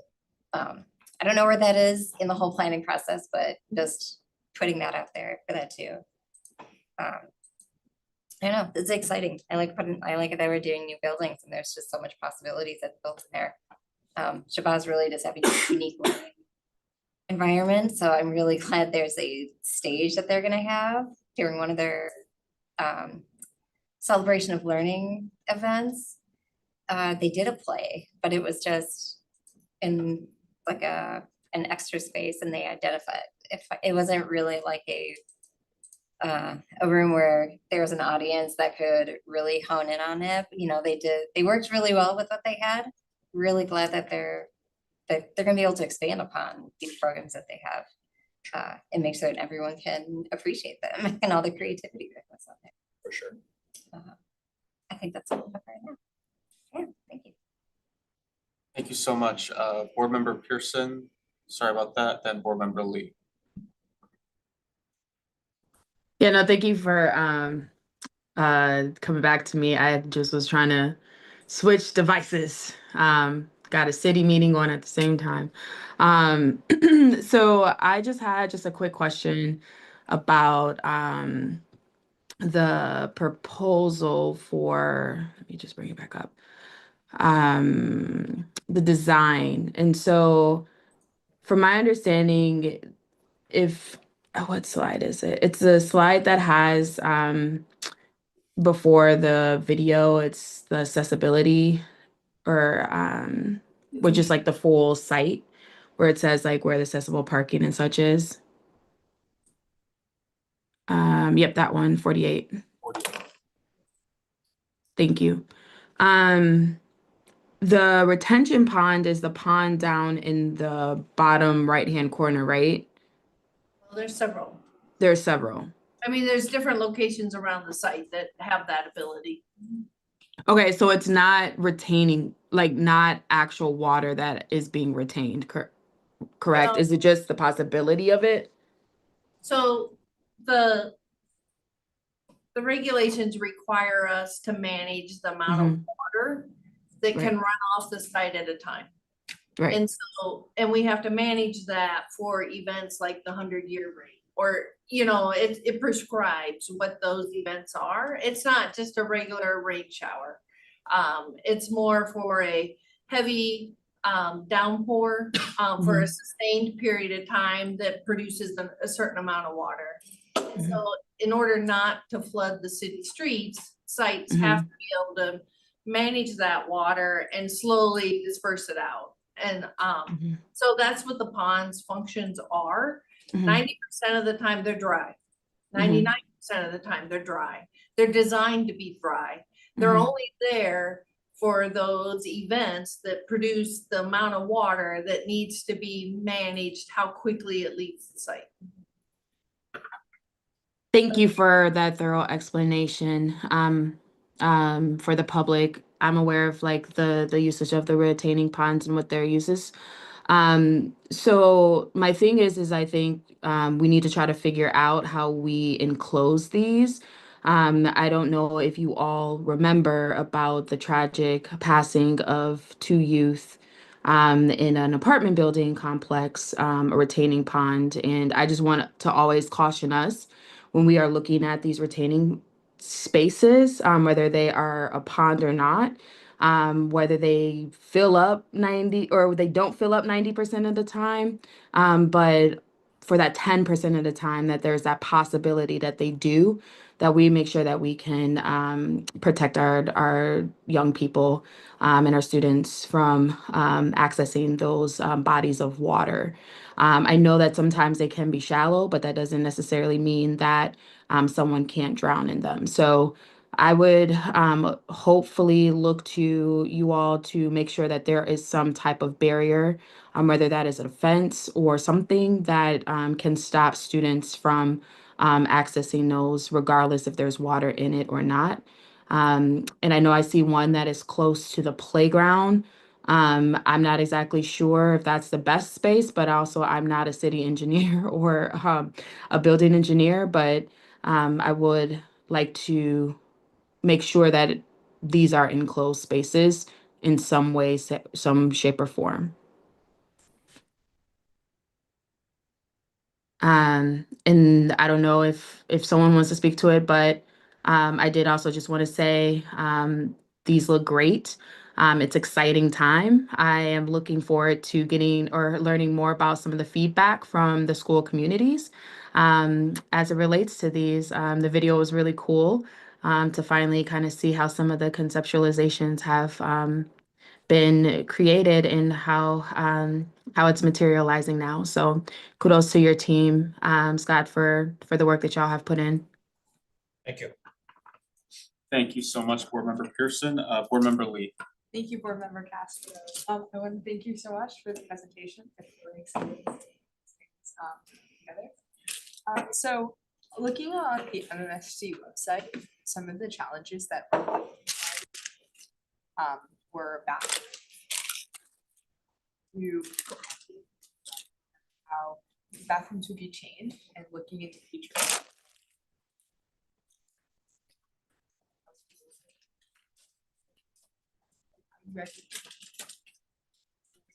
Yeah, so Facility maintenance.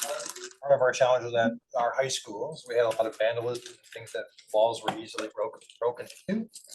Our new schools will have, we are concrete walls around it, or kind of what there is currently now is the hard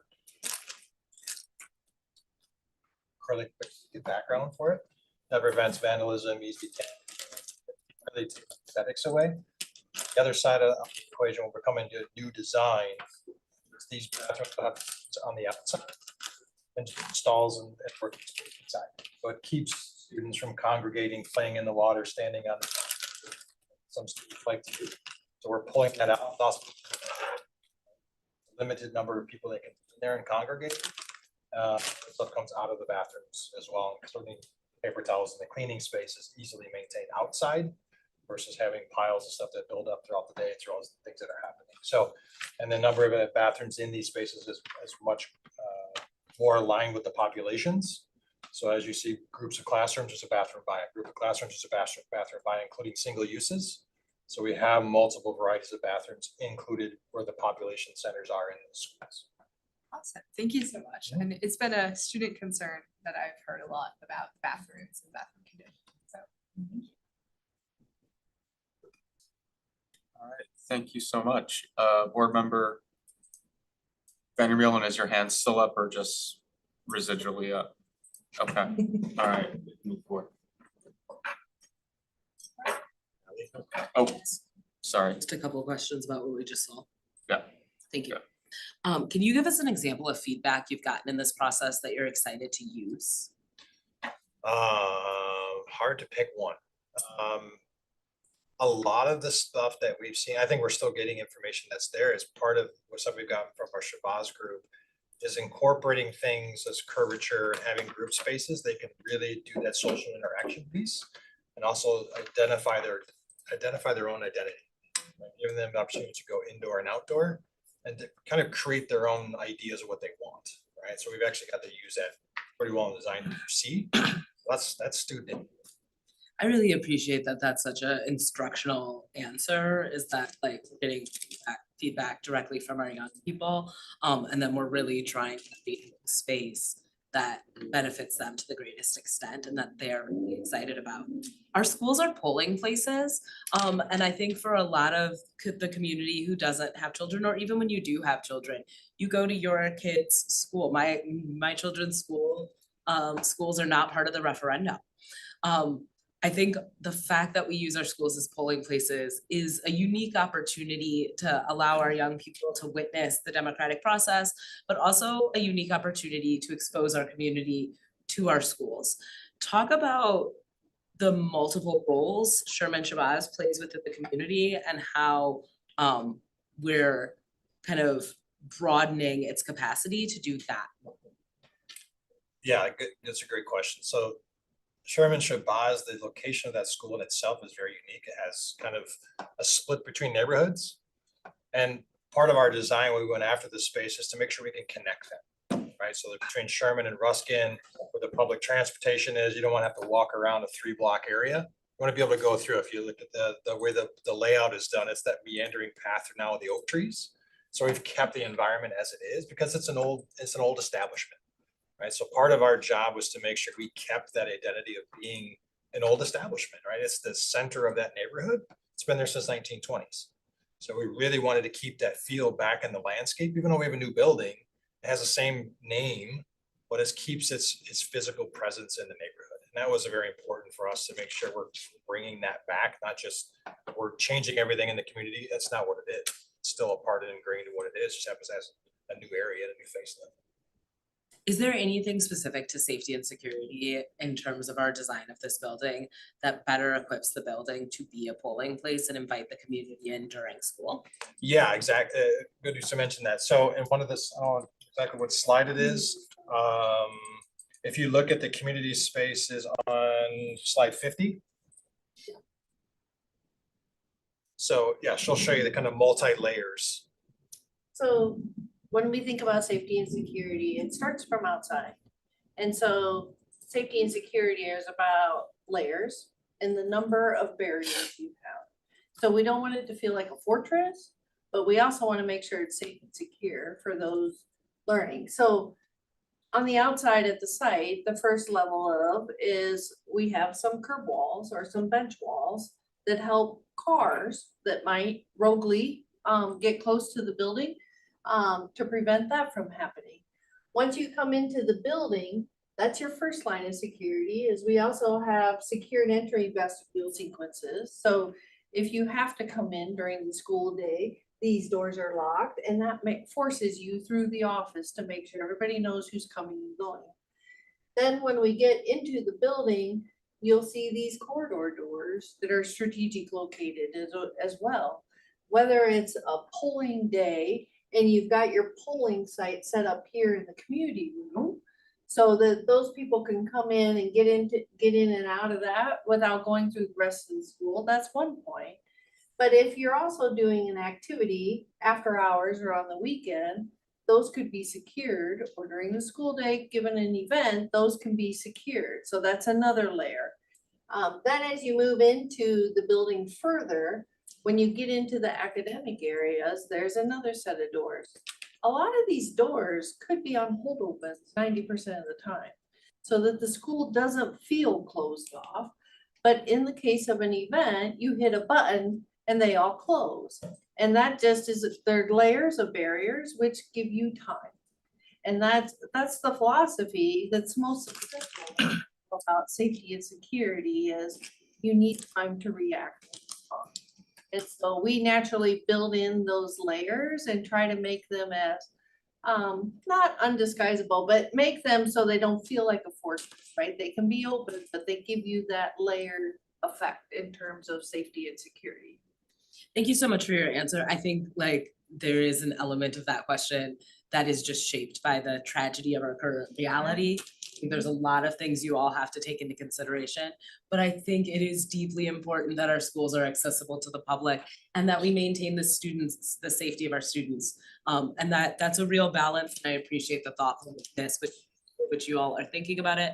I just want to comment that I heard we have a performance space. I'm really hoping we have a dance floor and mirrors within that space. I think in terms of theater and dance, they are the areas in which we have provided the least academic opportunity. And so if you are a student who is talented and gifted in that area and you go to school here, our ability to cultivate that skill set is compromised, not just by our space, but what we're offering. So I'm continue to have the conversation, but how we make sure our middle school students have profound and generous opportunities.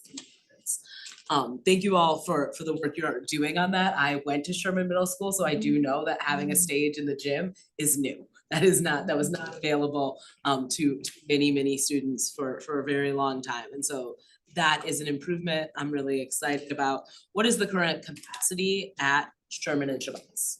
The design capacity? The current capacity. I want to know if we're growing. I would tell you the current capacity is a fluctuating number depending on how you interpret it. Right now it's around 480.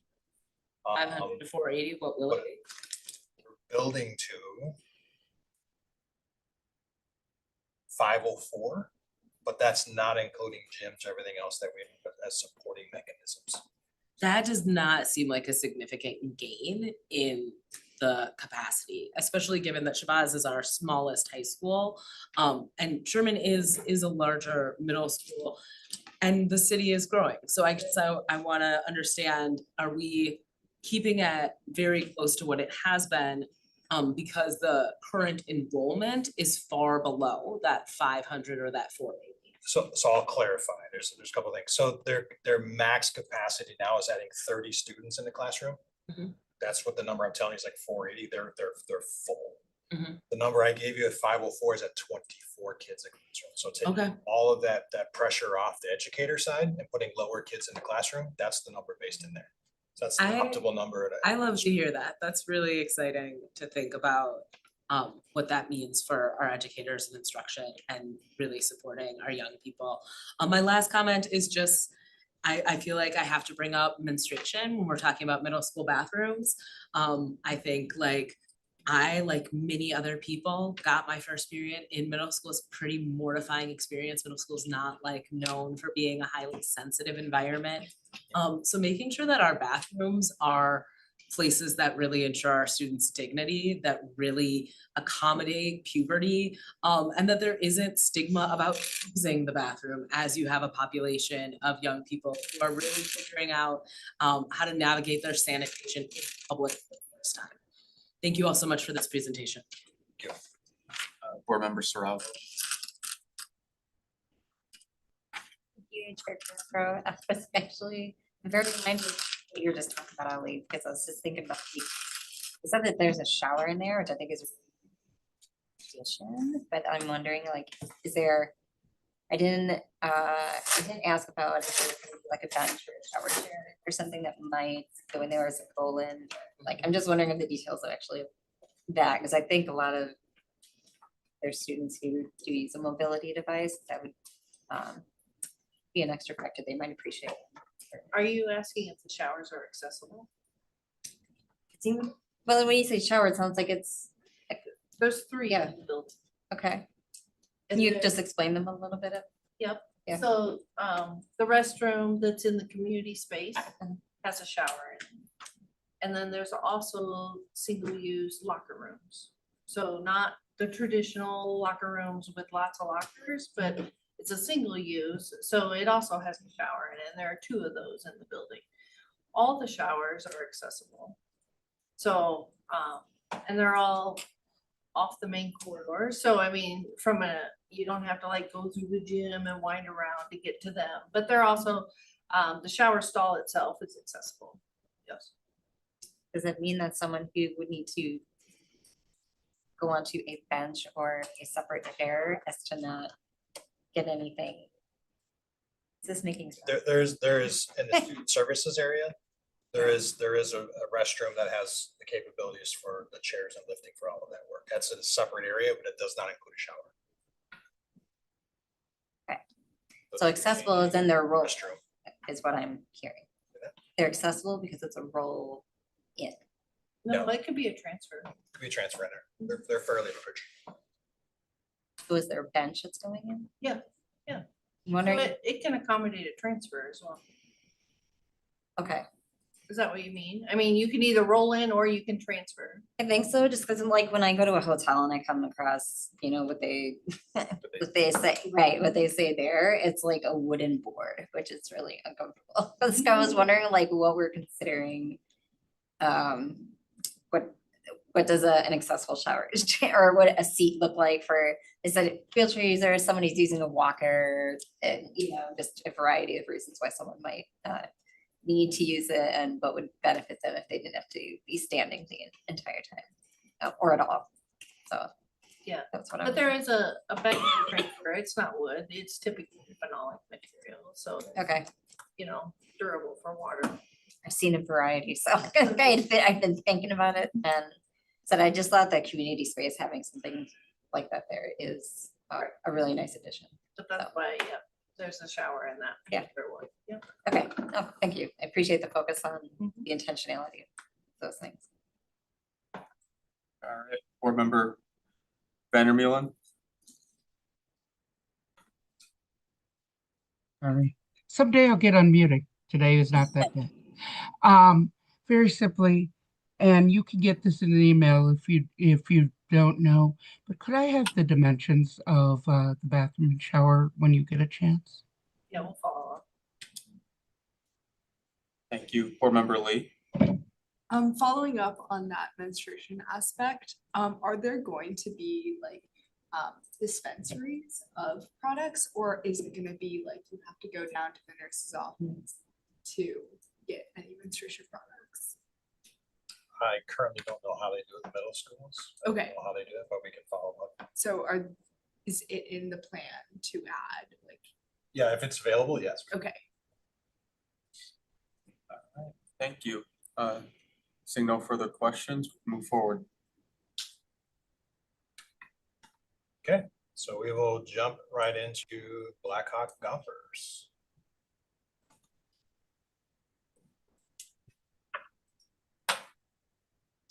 All right, so this is the site for Blackhawk Golfers. If you recall, the north edge is along Wheeler Road and the south is along Wyoming Way, and that's the existing building and where it sits.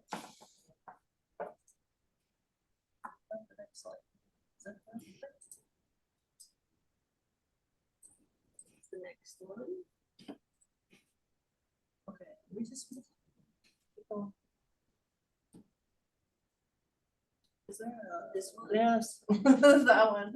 So if you recall, from our presentation before, we talked about the big idea is that Blackhawk Golfers site is a little different in the fact that the site is larger than the other sites we just talked about with Sherman Shabazz.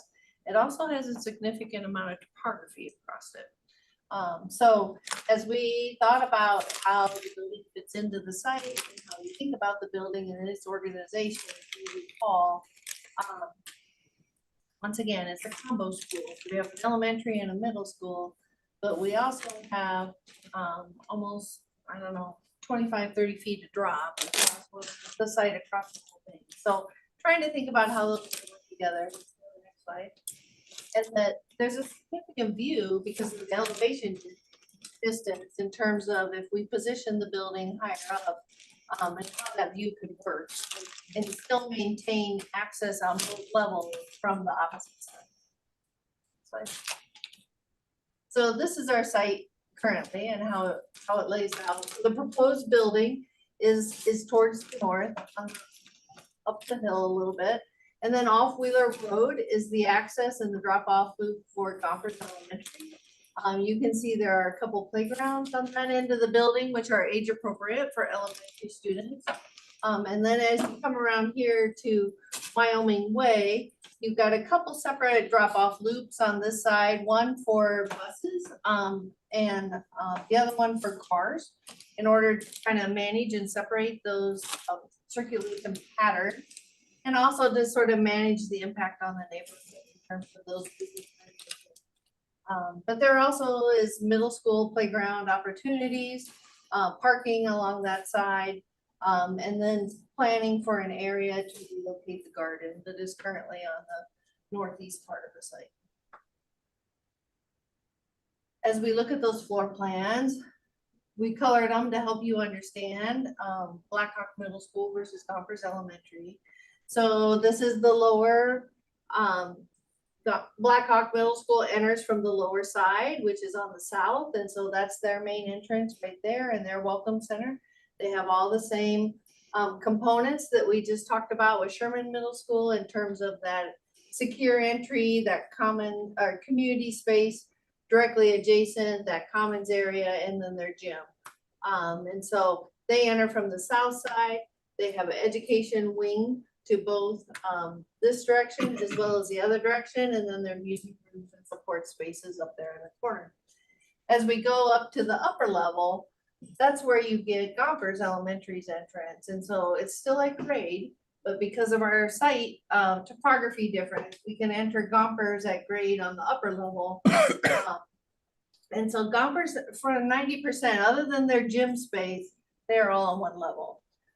So these are all their education components. This is the 4KK group, and then this is 1st through 5th grade.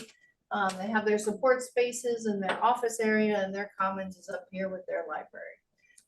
So the need to go downstairs is really just each day that they need to go and access their gym, which is shown there, colored on the lower level. As we think about accessibility, because that was a lot of discussion last time and wanting to help understand that. So Gompers entry is to the north off Wheeler Road. It has some parking adjacent that entry as well as the drop-off area. And then if you, as I talked about and explained on the southern part of the site for Blackhawk's entry, and so their parking area in connection to their entry. Next slide. And then as you go into the building, there is one central shared elevator that works because this is all one level. There's nothing for an elevator to access on this side of the building because Gompers is the only level on this half of the building. So locating the elevator there, it serves both schools. It's right inside the entrance for those students who need to move up and down via the elevator. And then as we talk about that community accessibility, the community space is adjacent the entrance from Blackhawk Middle School. This is the commons area, and then that's their gym. So these are the pieces, and then this is Gompers gym. So between the two gyms and the community or commons and the community room, that's that hub of connection in terms of after school events or ways to support the community when outside of the school day. And then making sure those spaces can interact together for those larger groups.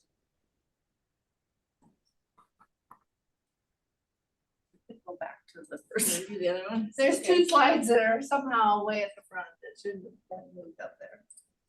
So these are the goals we established at the beginning of the process. You can go to the next slide. So as we think about Blackhawk Gompers, because it's stretched across the site, it has a lot of the same elements, but some of them get applied differently.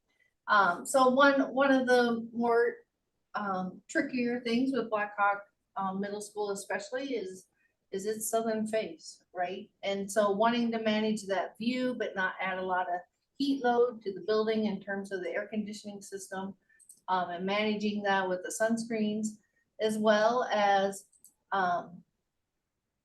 maintaining the roofs for PV panels. We still have geothermal system and setting up the building to be all electric and that goal, that 2045 goal of net zero. And so those components are all the same. It's just some of their applications are a little different because of the site orientation as well as how the building fits in terms of the separation between Gompers and Blackhawk. Right, now you can go to video.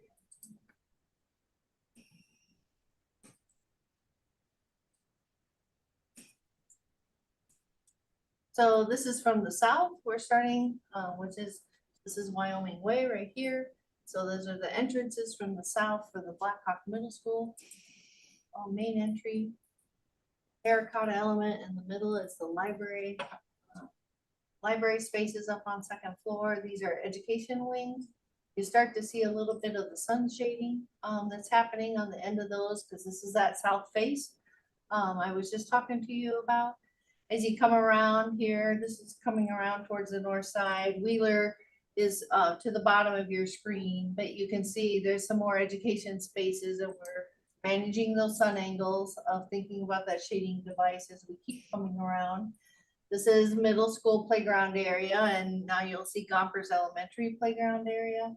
And as we come around to the north, that's Gompers main entrance. Similar to Blackhawks, but a little different. It's at grade, it's only one level. Keep moving here.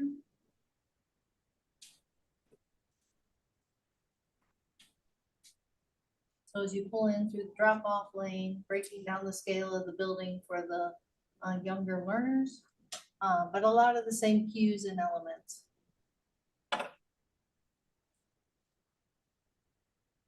This education wing faces north, so the sun angles aren't quite as severe, but you'll see the kindergarten 4K playground area is enclosed. As we come around back towards the south, some maintenance spaces, but you can see education on there, and then this is another stacked education for the neighborhoods. We're back around to the south, which is the entrance to Blackhawk.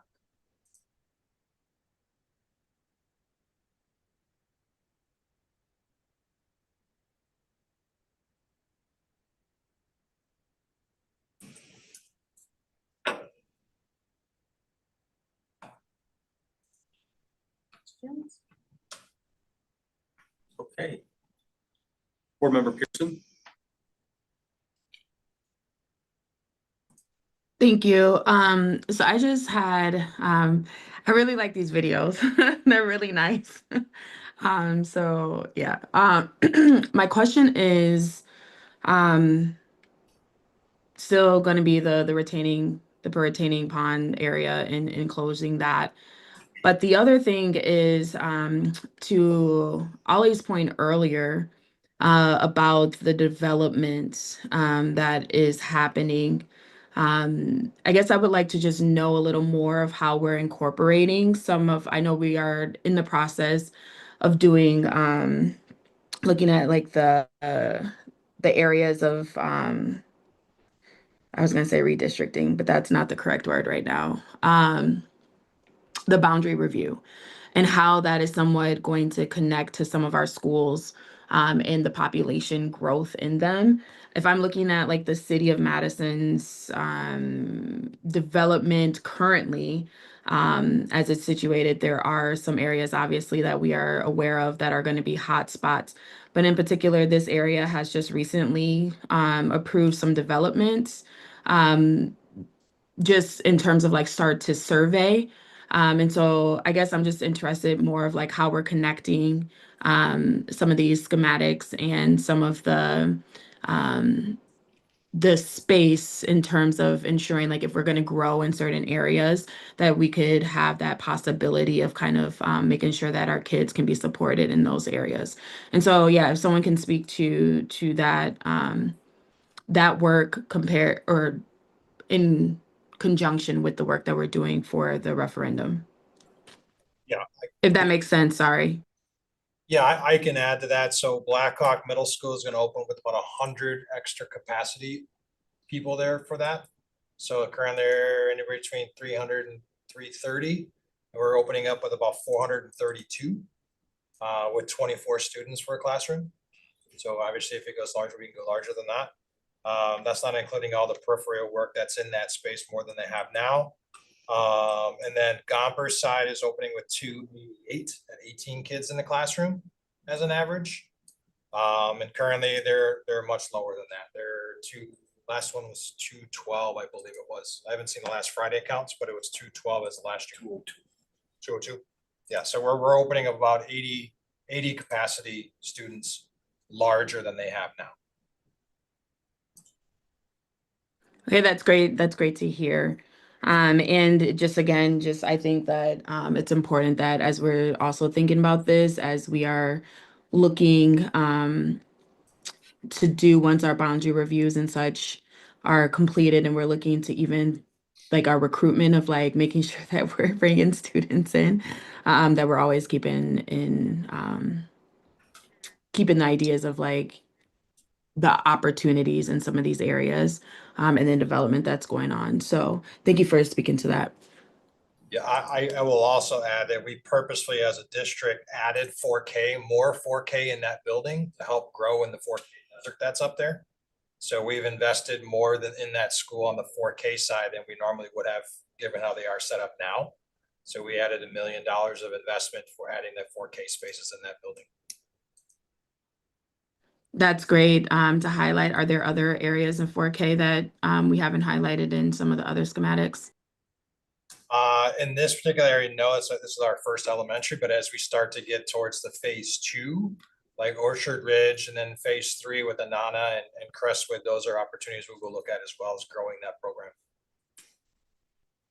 Thank you so much. All right, thank you. Board Member Mosner Feltham, then Board Member Saravo. Thanks. As I've been watching these presentations, some of you know it took me a little bit of time to come around on how necessary this referenda was and how necessary all these new buildings were. Because I was sort of priding myself on like, teachers can do anything. We can work anywhere.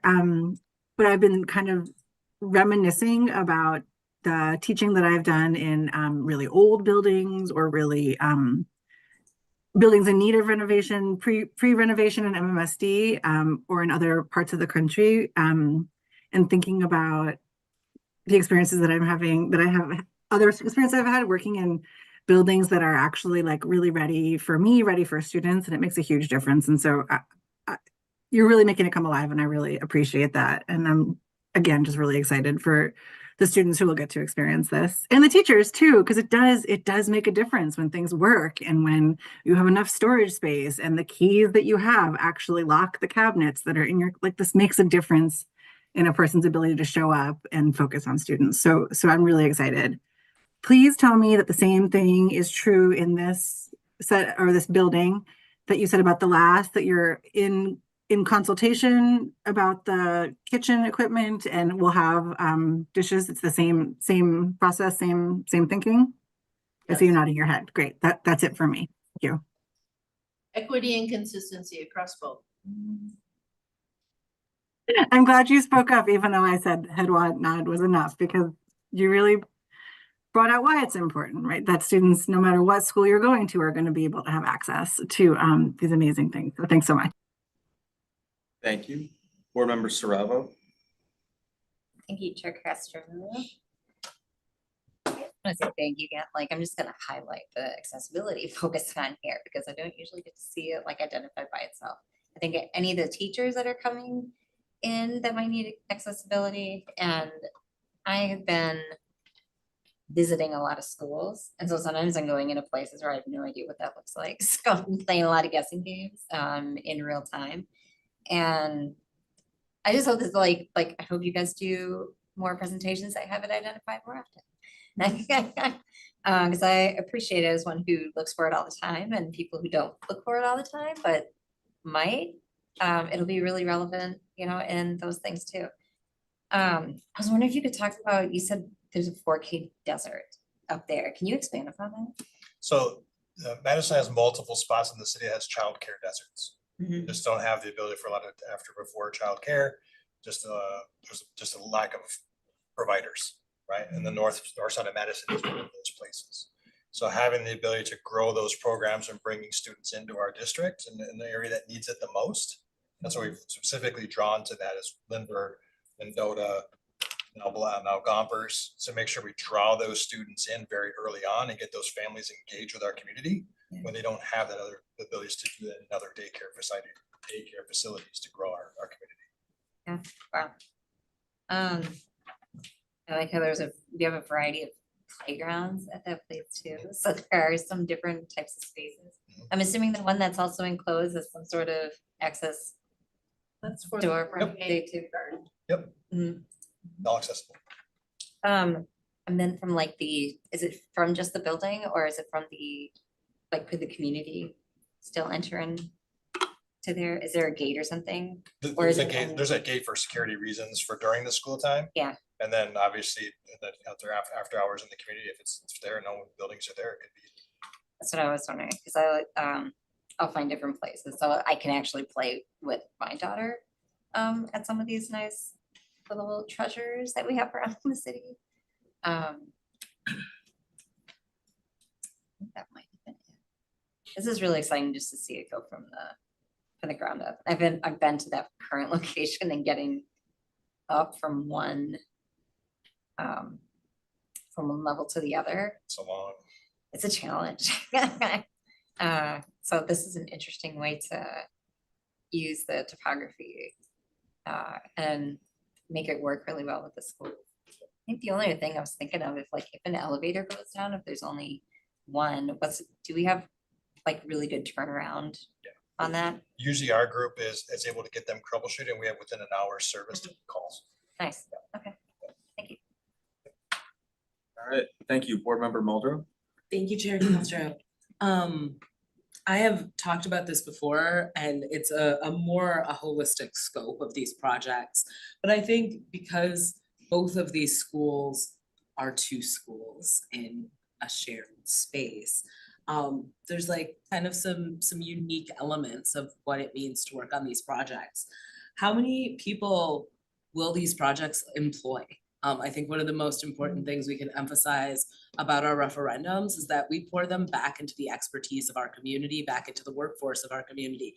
We've been talking a lot about jobs in the trades and kind of the technical skill sets and talents it takes to bring a community to life in real ways. I think these projects are great examples of that. Talk to me a little bit about how many people will be working on these schools. I'll leave it to our CMs here. They're representing our community and the members that build these buildings. So I think you've had this question asked before.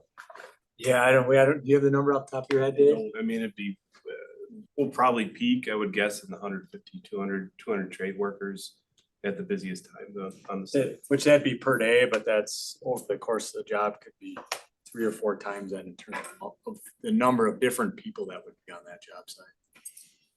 I heard a couple numbers, so I'm just gonna make sure I'm hearing. I heard between 150 and 200 trade workers a day per site. Yep. So we're talking about 10 schools, that's for 800 people, if we're talking about kind of the height of staffing these projects. Are there other roles beyond the trades that we need to take into consideration in terms of how these resources are being spent? Yeah, I mean, that number is just the direct people on site at peak, which at the beginning of the job, it could be earthwork activities, it could be drilling activities, the geothermal. At the end of the job, it's gonna be painting and flooring and electrical. So we can get the total numbers. We don't each have them off the top of our head, but then there's a ton of other people that will be supporting the project that never even show up on site. It could be supplying materials, they could be prefabricating materials off site. Could be transporting materials to the site. So we have the numbers, we just don't have them off the top of our head of what that overall impact could be in terms of workforce. No, and I really appreciate you talking expansively about what it looks like to administer these programs or these projects, and also what it looks like to create the art behind these projects, right? So even something as simple as the videos folks have talked about loving this evening, that's somebody's job. And I think we have to be very grateful for this work and recognize the people doing it, and also make sure that our community knows that we're pouring these resources back into real people and their lives and their families.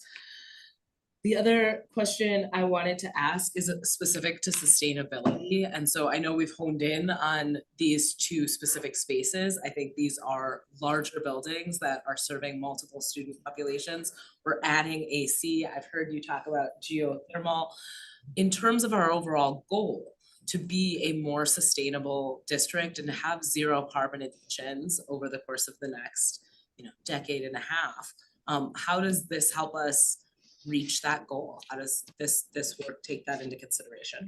Yeah, so we're investing over $2.5 million in just solar panels themselves. We're going to heavily front load the project because some of the IRA stuff is going away. So we're going to front load it to get the maximization out of that thing and then turning it back into the investment into our next phases of schools. So we don't give away money. We're going to maximize the first sites and it did not compromising our budget, our goals at the end. No greenhouse gas emissions. We're not putting natural gas in these buildings. It's all being all electric. Working with the partners MG&E, we're having constant conversations about what our peak demands might be, then offsetting those demands with solar to make sure we can keep our peak demands down. Obviously, you know about geothermal and all the things we're doing to reduce that type of load.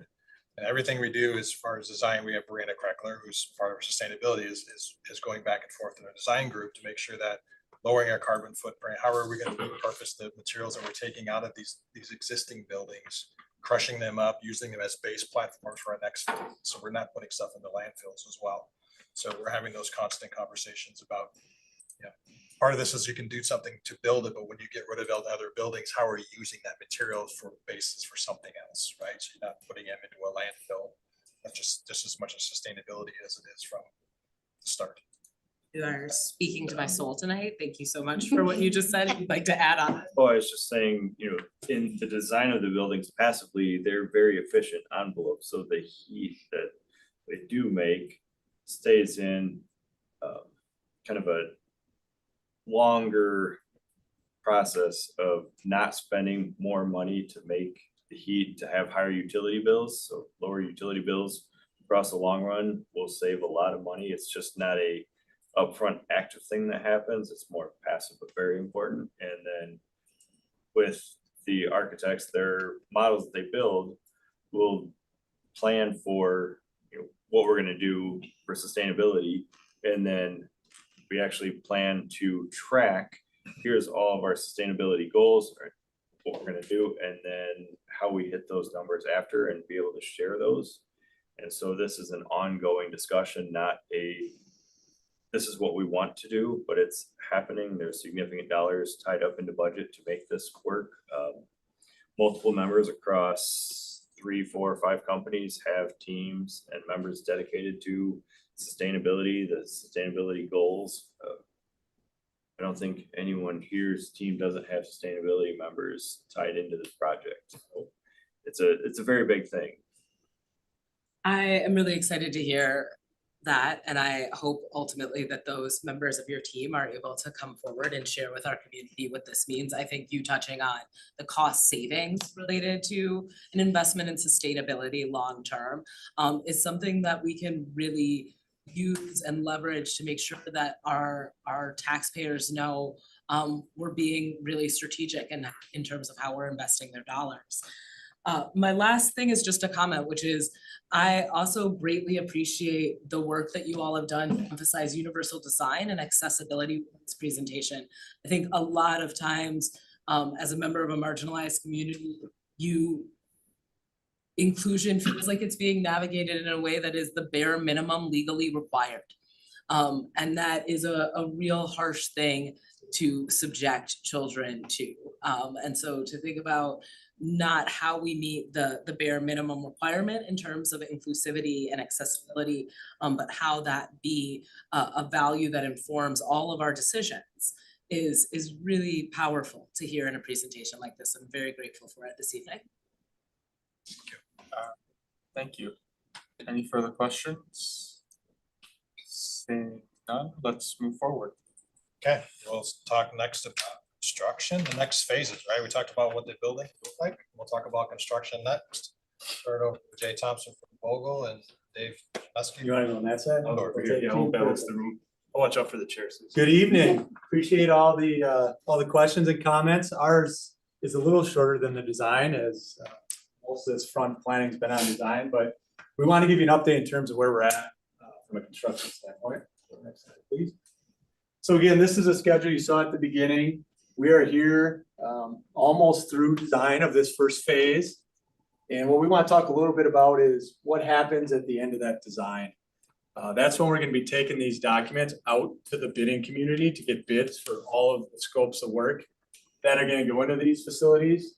Vogel and Findorf are working on plans already now to get out and inform the bidders of the timing of when bids are going to be coming back and the various scopes that we're going to need.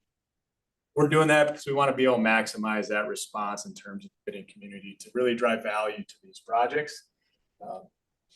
Over the course of a couple months, as we go out to bid, we're going to stagger the way the projects are bid. And again, that's given the subcontracting community the ability to be able to participate in both projects if they choose to, and really help maximize the value we're going to bring. Then, of course, you see a nice long red line here. That's the construction duration. The next slides will have a little bit more information in terms of milestones. But then as we get to summer of 27, we want to turn these facilities over to the district so they can be used for fall of 27. We're also talking about ways to stagger that turnover to really help Scott and the staff here at the district be able to bring those buildings online and not have them both get handed over right at the same time to them and really pinch their resources in terms of that. Next one, please. So I'm going to talk a little bit specifically to Sherman Shabazz, and then Dave will talk about Gompers Blackhawk. So in terms of project milestones, we're still targeting a February start construction. That'll go through to the summer of 27, as we indicated. Once we get into the summer, then we'll be able to demo the existing building that's there on the north side of the site and complete some of the site work. If you look at this image here, this teal color here is the outline of the existing building. So as you can see, there are some site components that need to be built after the demolition of that building occurs. So that's where we'll be focusing on that summer and maybe a little bit into the fall with some of those areas. The other thing that we're working on right now with the district team, along with the leadership of the buildings, is what we call site utilization. So that's going to be how are we going to make sure that we can separate our construction site from the active school to make sure that the staff, kids, families, anybody that comes at site is safe throughout that duration of construction. A couple of things I want to point out there. One is, this black line around the perimeter, that's how we're going to secure the site. We're still working through details in terms of access to the site and how that's going to flow. We've actually had staff out on site during drop off and pickup just to observe the traffic patterns so we can set up our plan to work within the confines of what's happening in and around those schools on a day-to-day basis. Another thing I want to point out, it's tough to see here, but there are a lot of existing trees that we're going to be protecting on this site, which is really important in terms of being a steward of the environment. We'll need to protect those throughout construction. So even though it looks like we have a lot of space here, some of those areas are not going to be used during construction. So we want to protect those existing trees and make sure that they're able to last throughout the construction and can continue to thrive on that site. And then just reinforcing that we're going to be working with the staff on a day-to-day basis once we're on site to communicate and make sure that everything's safe.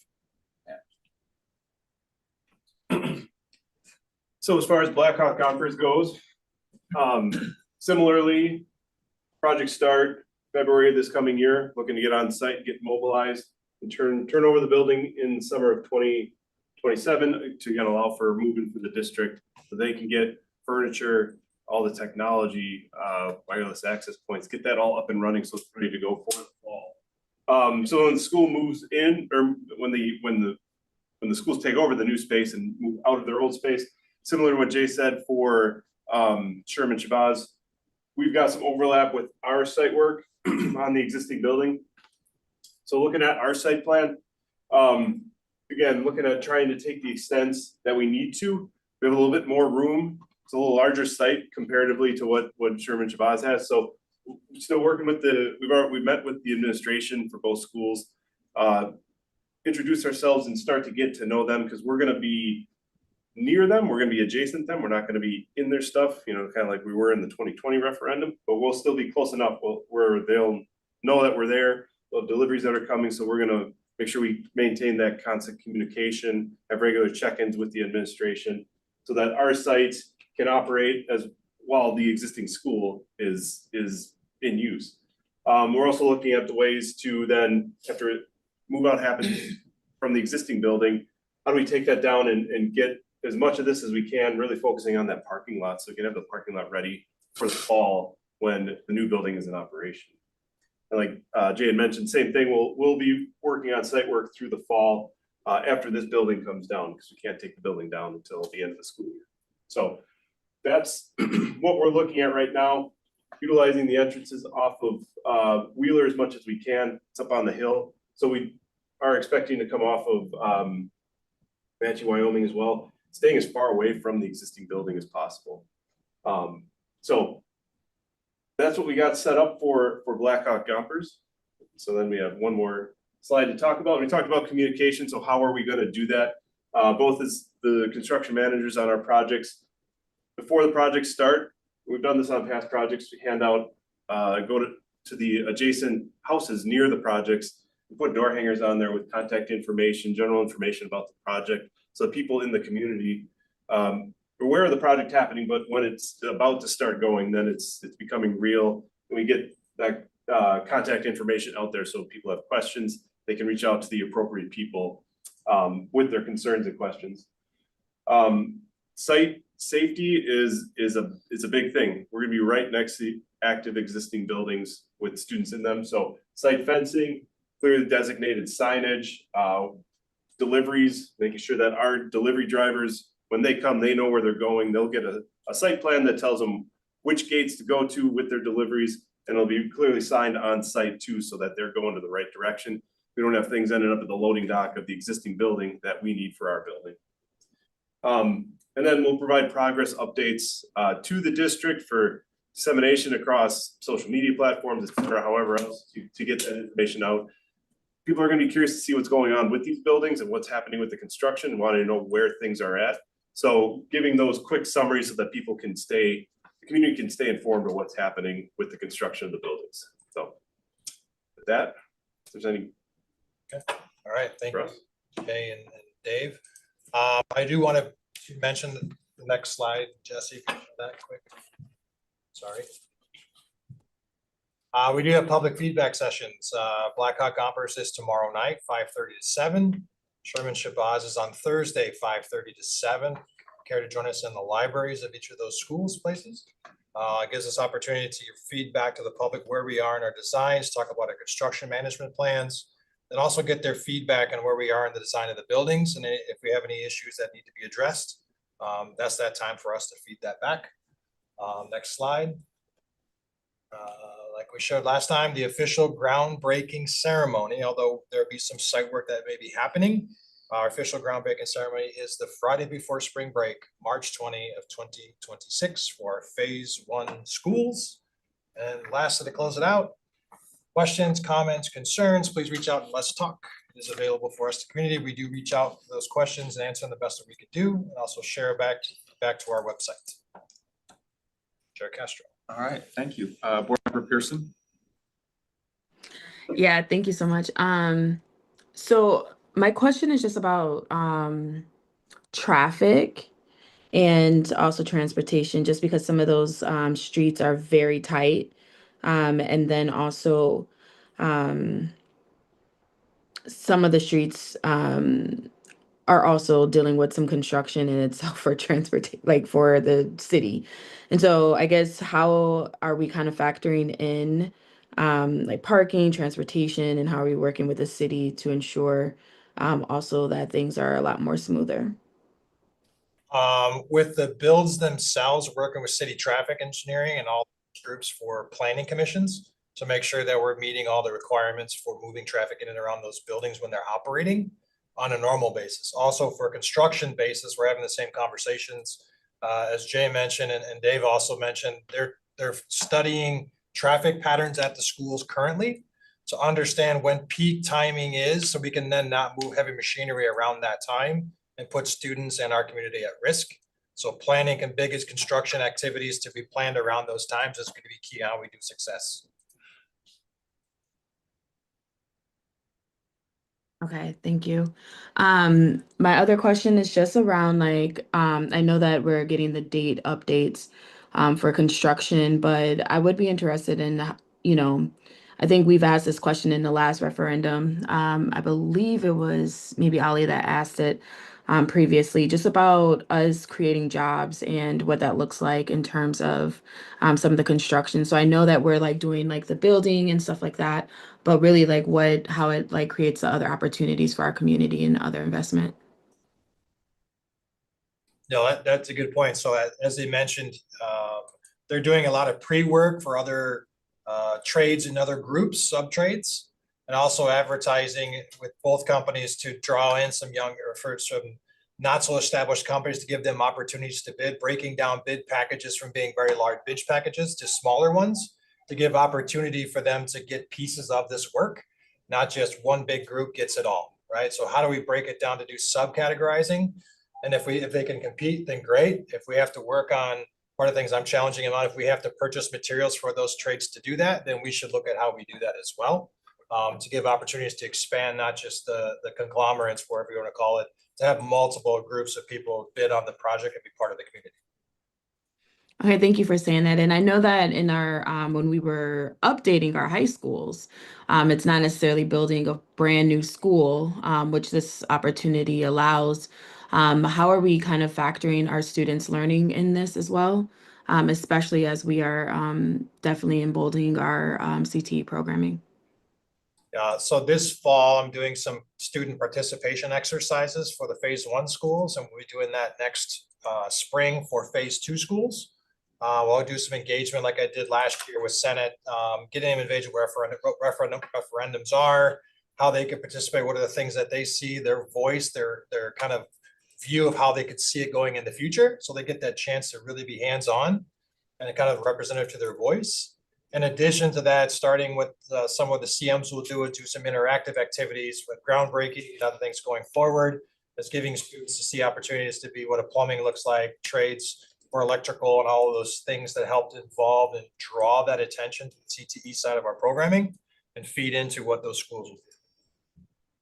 Youth apprenticeship opportunities as well, in terms of, although it might not be students that are currently attending the school, it could be high school students within the district that potentially could work for both of us or even any of their trades on site to learn how awesome an industry construction is.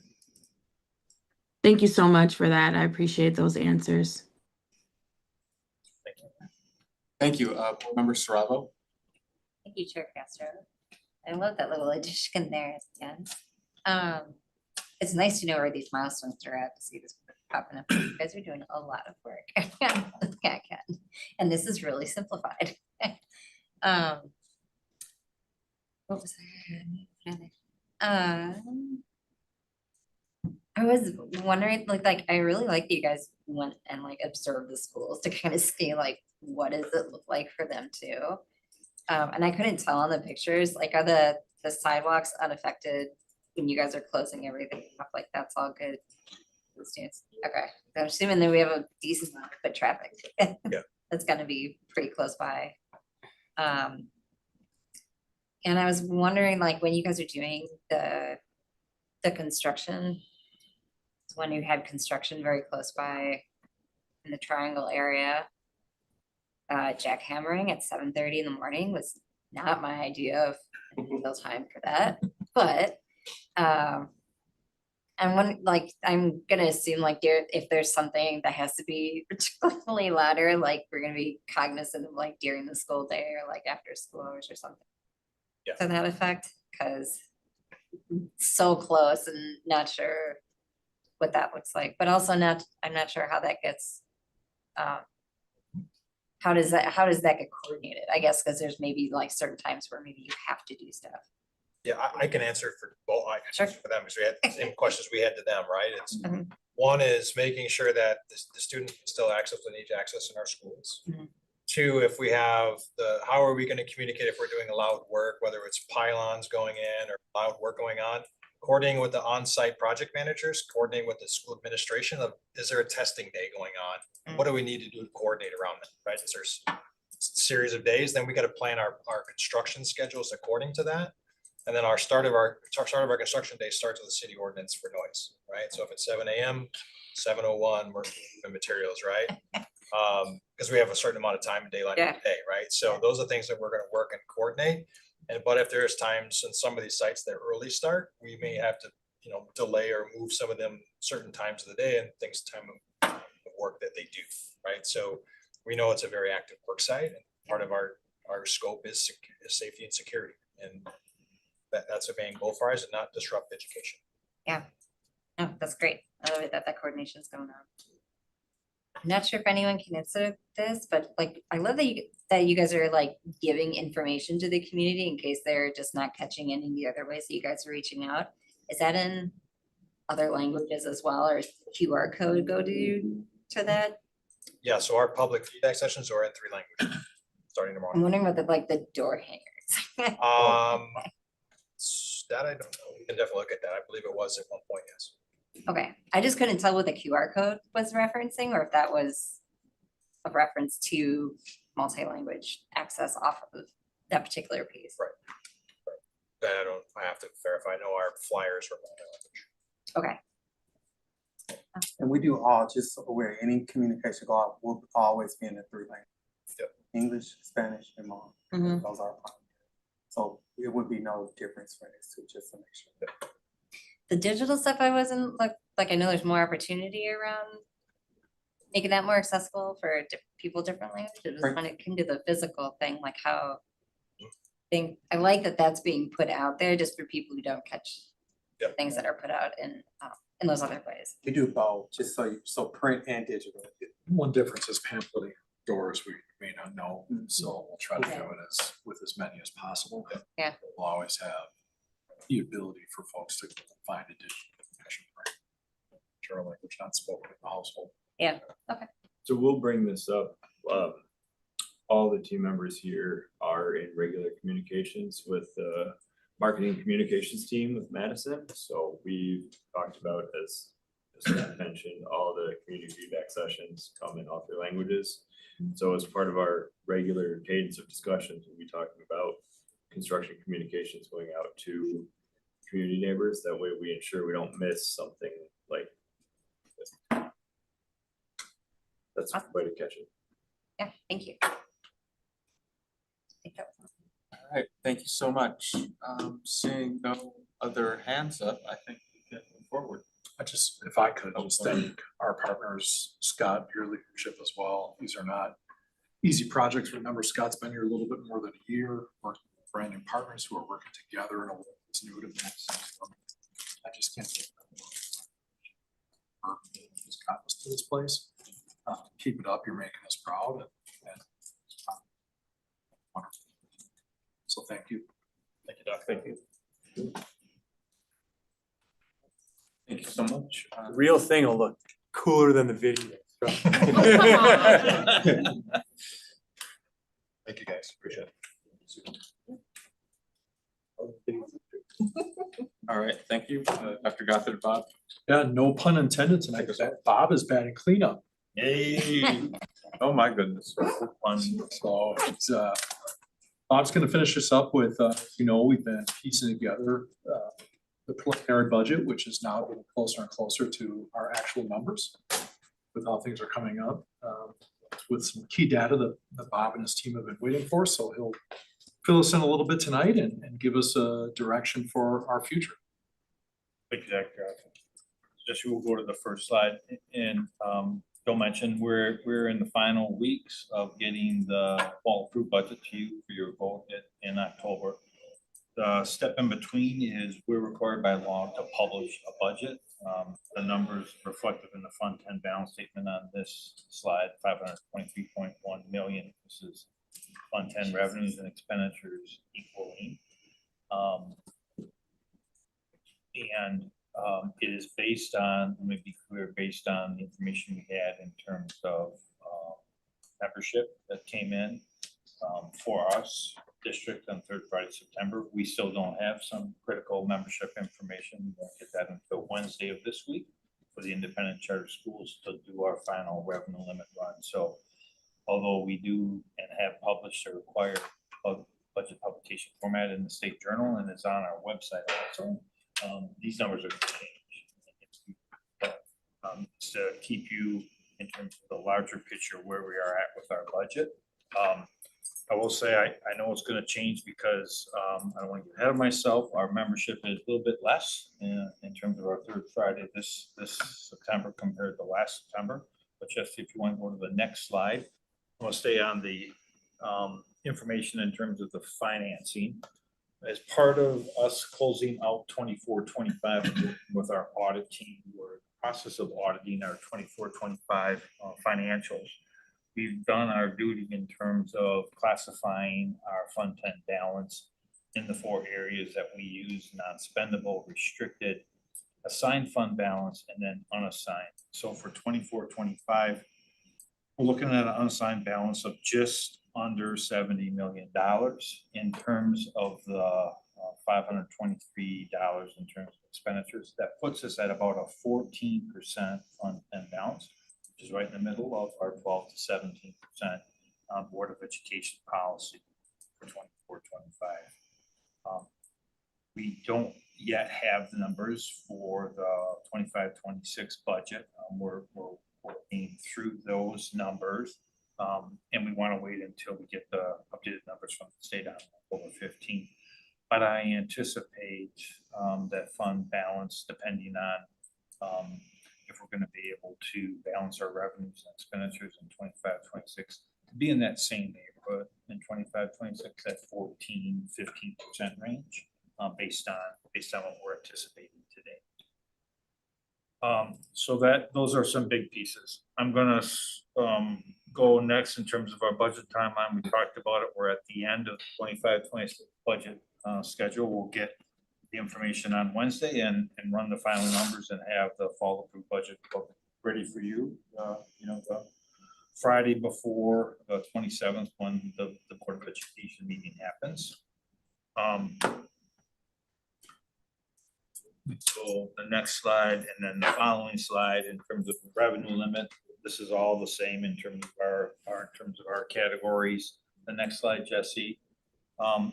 We are still at, even with the third Friday September count that we submitted and have updated to the Department of Public Instruction, we're still looking at an increase of about $40 million in terms of our base revenues, 25-26 compared to 24-25, which is about right where we were projecting.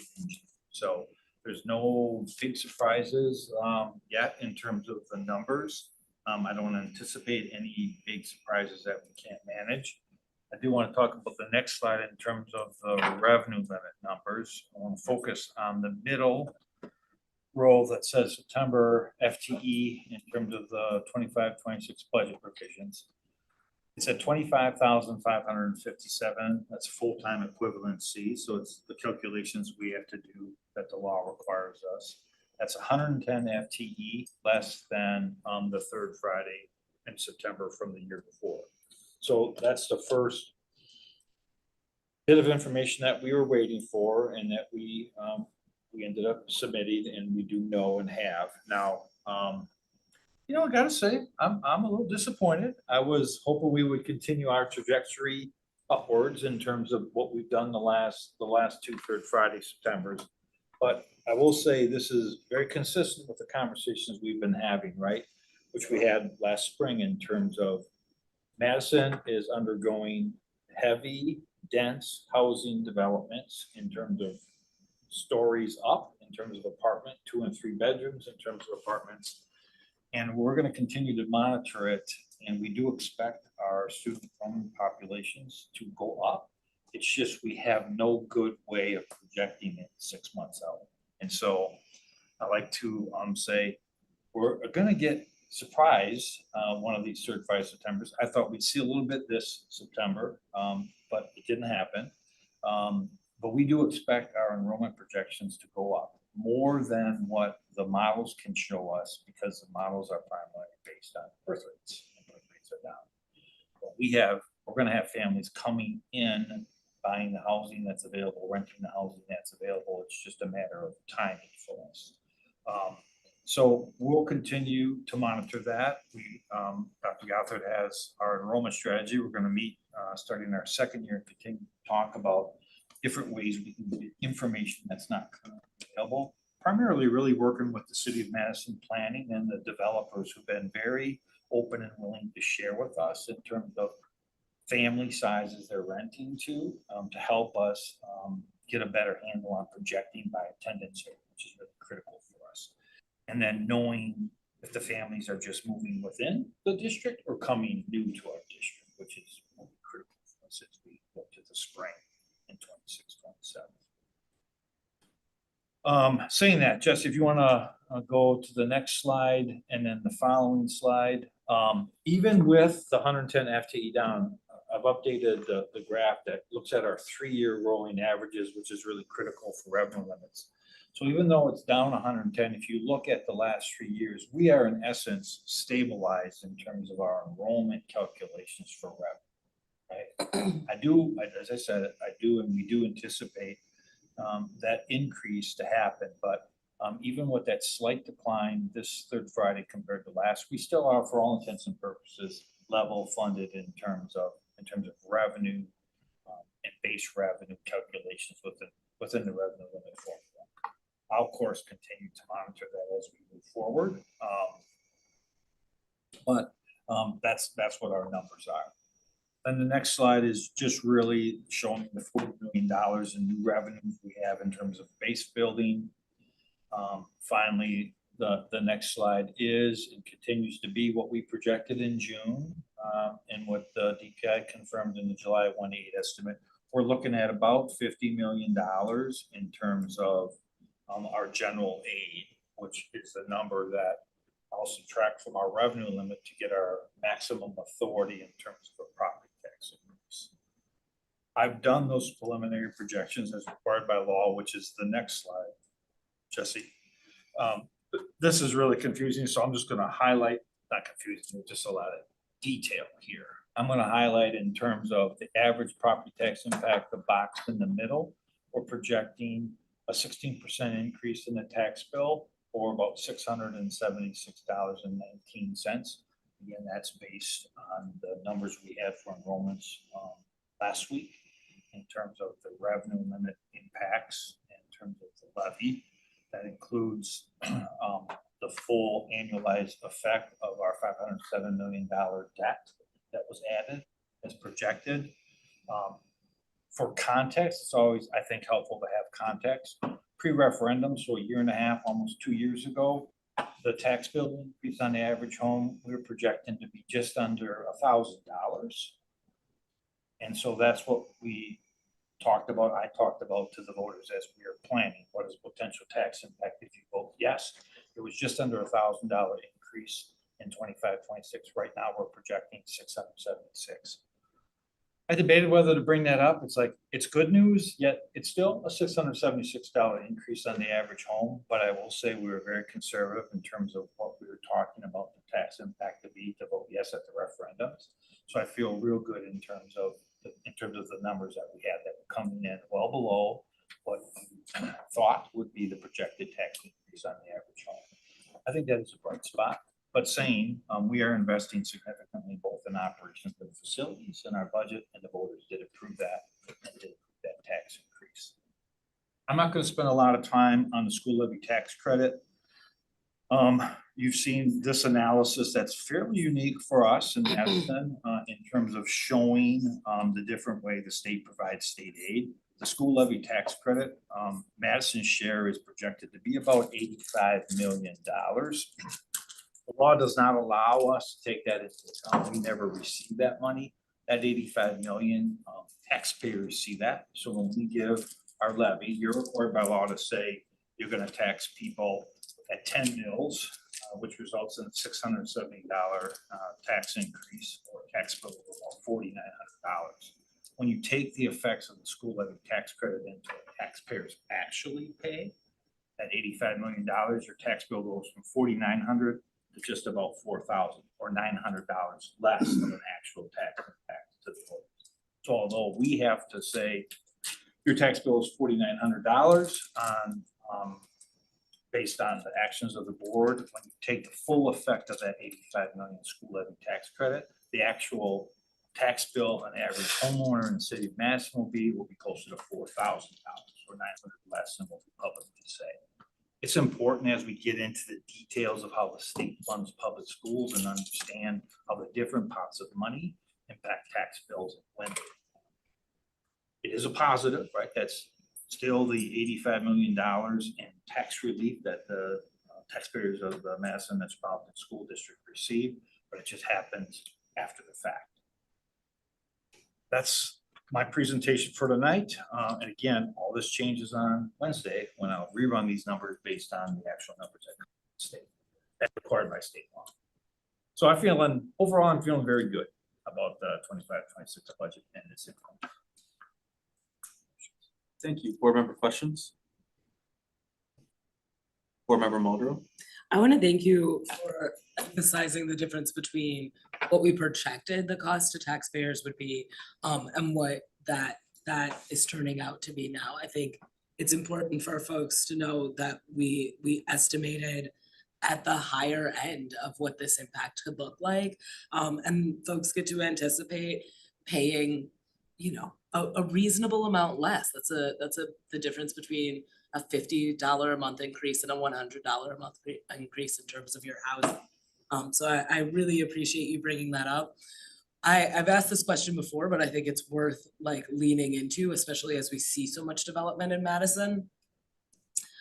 So I'm curious about, as the city grows and as we see more and more people living here and more housing developed, how does that change the distribution of how people contribute to their taxes? So more people paying in to what is a specific amount in relationship to our schools, our referendums, seems like we all pay a little bit less. Can you talk to us about how that'll work out in the long run? Yeah, well, first, it's worth restating, the Dane County market in particular, the city of Madison, continues to experience higher than state average property value growth. We're almost at 10% increase, our equalized value for this fall compared to last fall, which allows us to spread the cost over additional houses.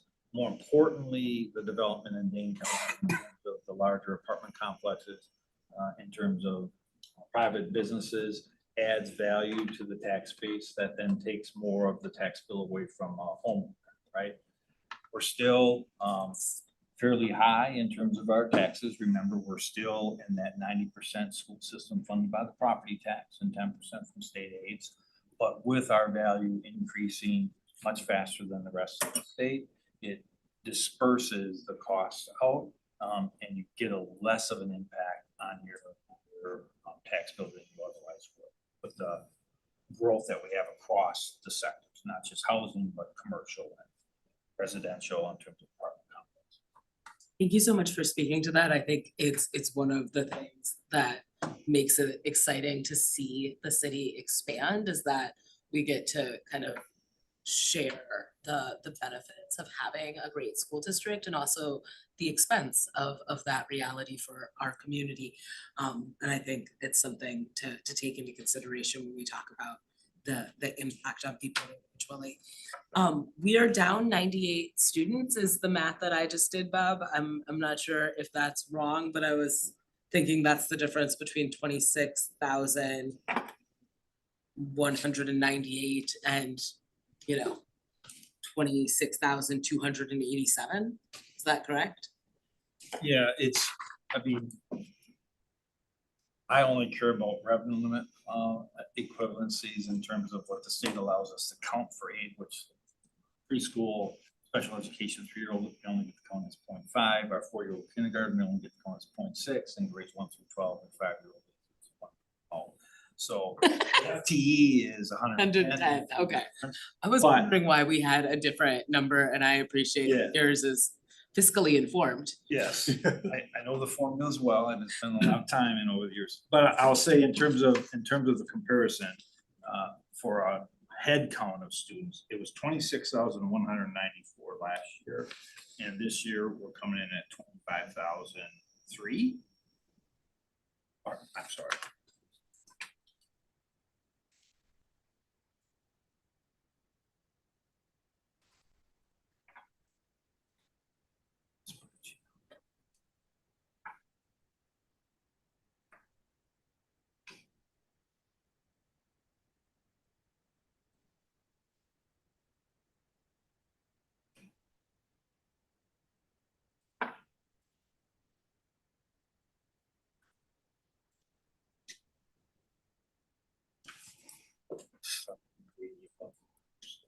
So, this year we're at 25,003 in terms of our count.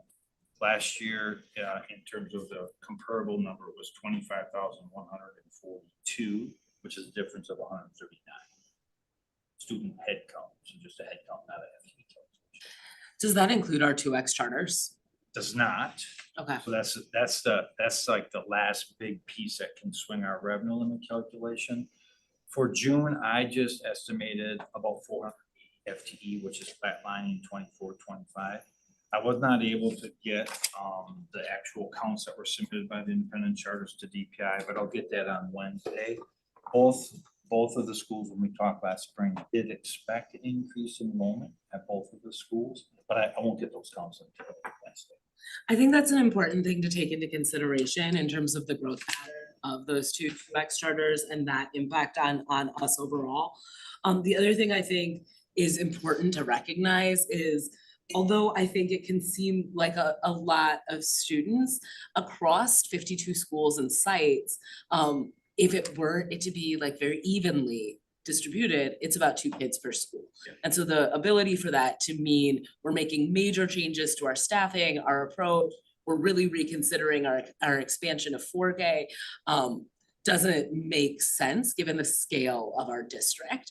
However, I think it can feel a little counterintuitive to think that our district is shrinking, even if it's shrinking slightly, and we are expanding programming.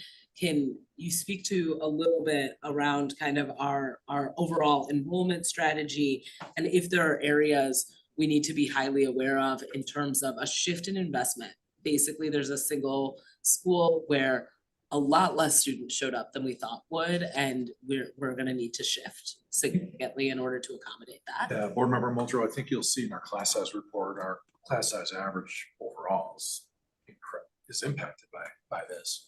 So you'll see the results of that. I think a number of things for us to consider. We haven't broken this down yet. These numbers are still pretty fresh, but our cohort continuation rate is something I want to look at, like at what grade levels did we retain students? I think it's also important to note that in these times of great uncertainty, we may not have as many students coming in as we have in the past either. And the other piece is that open enrollment continues to be an option for families in the Madison Metropolitan School District. That number is nearing or above 1,500 now. So those are all factors that are, little by little end up being the difference in 149, not to mention, birth rates. But one thing that MMSD is going for us right now is that the birth rates is a national phenomena right now. Our multiplier effect is greater because we have growth. So there's potential. But that doesn't, until Bob will tell you, until I have numbers certified, doesn't mean anything. So we'll continue with our strategic investments and our strategic work and enrollment to make sure that Madison is viewed as a choice district. We'll continue to work with developers and anyone else to ensure that we're doing everything we can to shore up areas in which we feel there might be students who are leaving or not attending, and look to, again, improve in every way that we can. I really appreciate you normalizing the many factors that impact our enrollment. And I do want to say my partner works with our bilingual students, and our immigrant students are deeply impacted by our current political climate. And so there is a reality of who is new to our district this year and how different that looks from previous years. And I think it's something we as a community need to be mindful of in terms of why we're a welcoming community and why our schools are places that all sorts of students can be successful in. Thank you for answering my questions. Thank you, Chair Castro, for the time. Thank you, Board Member Pearson, then Board Member Serravo. Hey, y'all, thank you. Can you hear me? I just want to make sure you can hear me all right. Okay, I'm in transit. So I was just gonna ask about the students, the number of students that we I guess, for lack of a better term, lost. Do we kind of, are we able to tell like where those students go? And I know I've asked this before of just like exit interviews as families and students are exiting our district. So do we know like where they went and about like the areas in which, and then also to like the experiences or I guess reasonings why folks kind of exit our district? Vice President Pearson, a few different questions. The first is that, like us, everyone's certifying their numbers. So until, we have some official data from DPI, we'll have a better sense for where the students that we know of went. It's not always perfect. Students move all the time. And we may or may not know, like there's a big difference in open enrollment to an adjacent district versus somebody who moved to a new state. That would just show up as a drop. I think that your second question about learning more about why students choose the way they do, that's going to be some of our ongoing work with Building for the Future and our enrollment strategy. So you're asking the right questions. At this point in time, I just do not have any reports other than we too are interested in efforts to give us a clearer picture.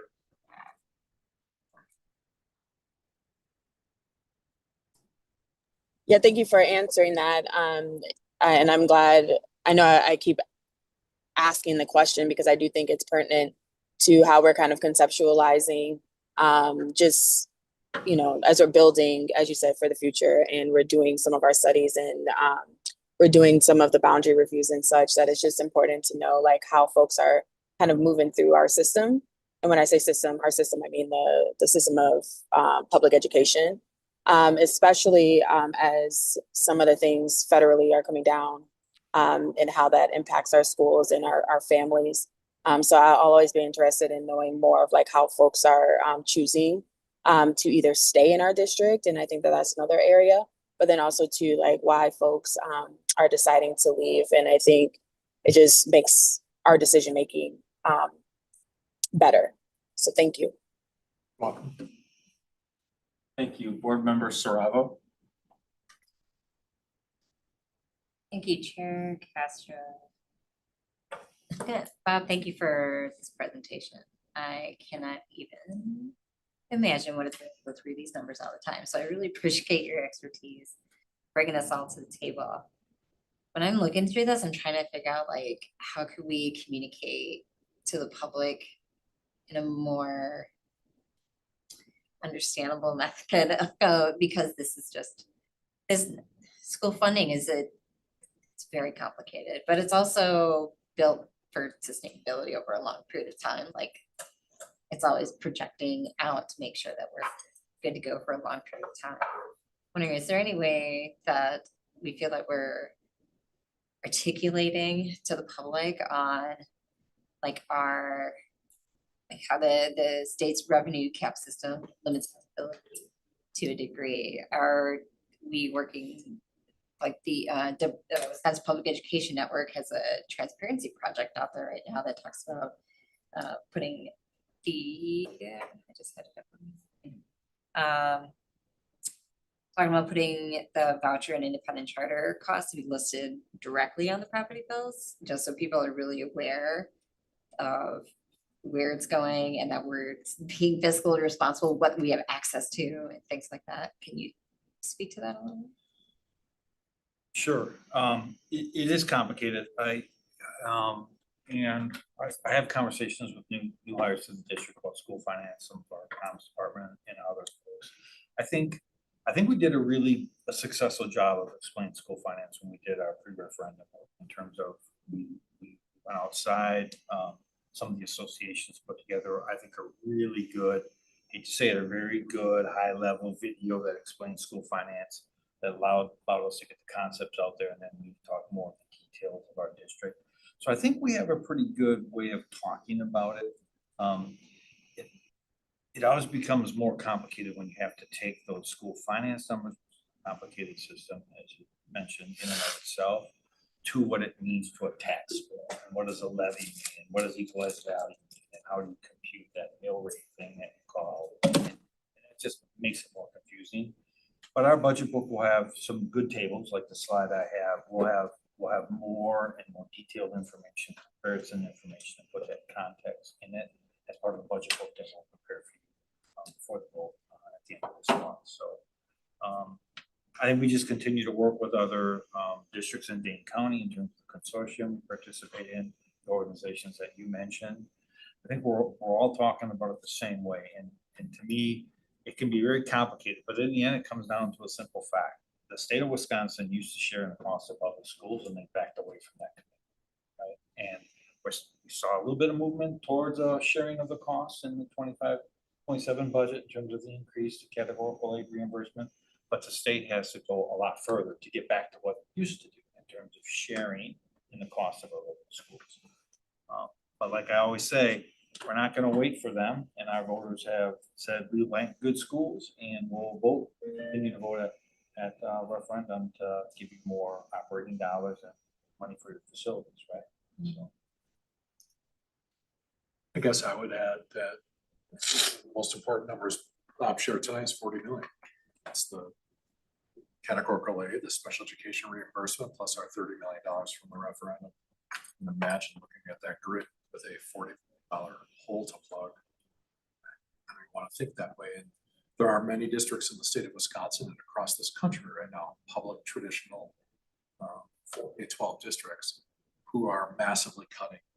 They're closing buildings because they have to, not because they want to.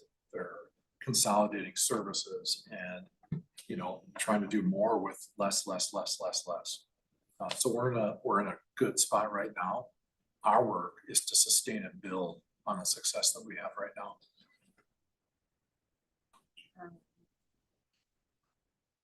The thing I kind of was thinking of too, that being in Madison and looking at things like this is the addition of the legislative liaison, or I don't remember if there's a specific name they want to frame that with, but looking at when it comes to the legislator and trying to make more connections there so that the priorities get shifted back to public education and all the things that we have as a big district. Because when we had, there was I can't remember what it was called last week. Or Dane County Group, yep. Yeah, the Dane County Group. Listening to being at the same table with board members that were from a smaller district, being able to share directly with them on very similar issues, but really getting down in the weeds of this is what it means to the voters, taxpayers in Madison, as opposed to a smaller district, is very different. So it was good to have that kind of space and really hone in on that. Great. And that our liaison was there to actually present in front of them, I think was really important too, to create those spaces. Absolutely. All right. Thank you so much. I just have a couple comments. I'll be interested to see the final enrollment data to kind of inspect more what's going on. Could it be that the incoming kindergarten class was smaller than the outgoing 12th grade cohort? Were there particular bumps across the grade band? So that'll be good for us to assess and put that piece in the larger boundary review, which we're going to do. But I think at the end of the day, we have to prioritize what's best for the students and staff in the district. And then just a comment on the budget. I really want to thank the administrative team, particularly Bob and our colleagues on the board for, just making smart decisions, whether it be cash flow,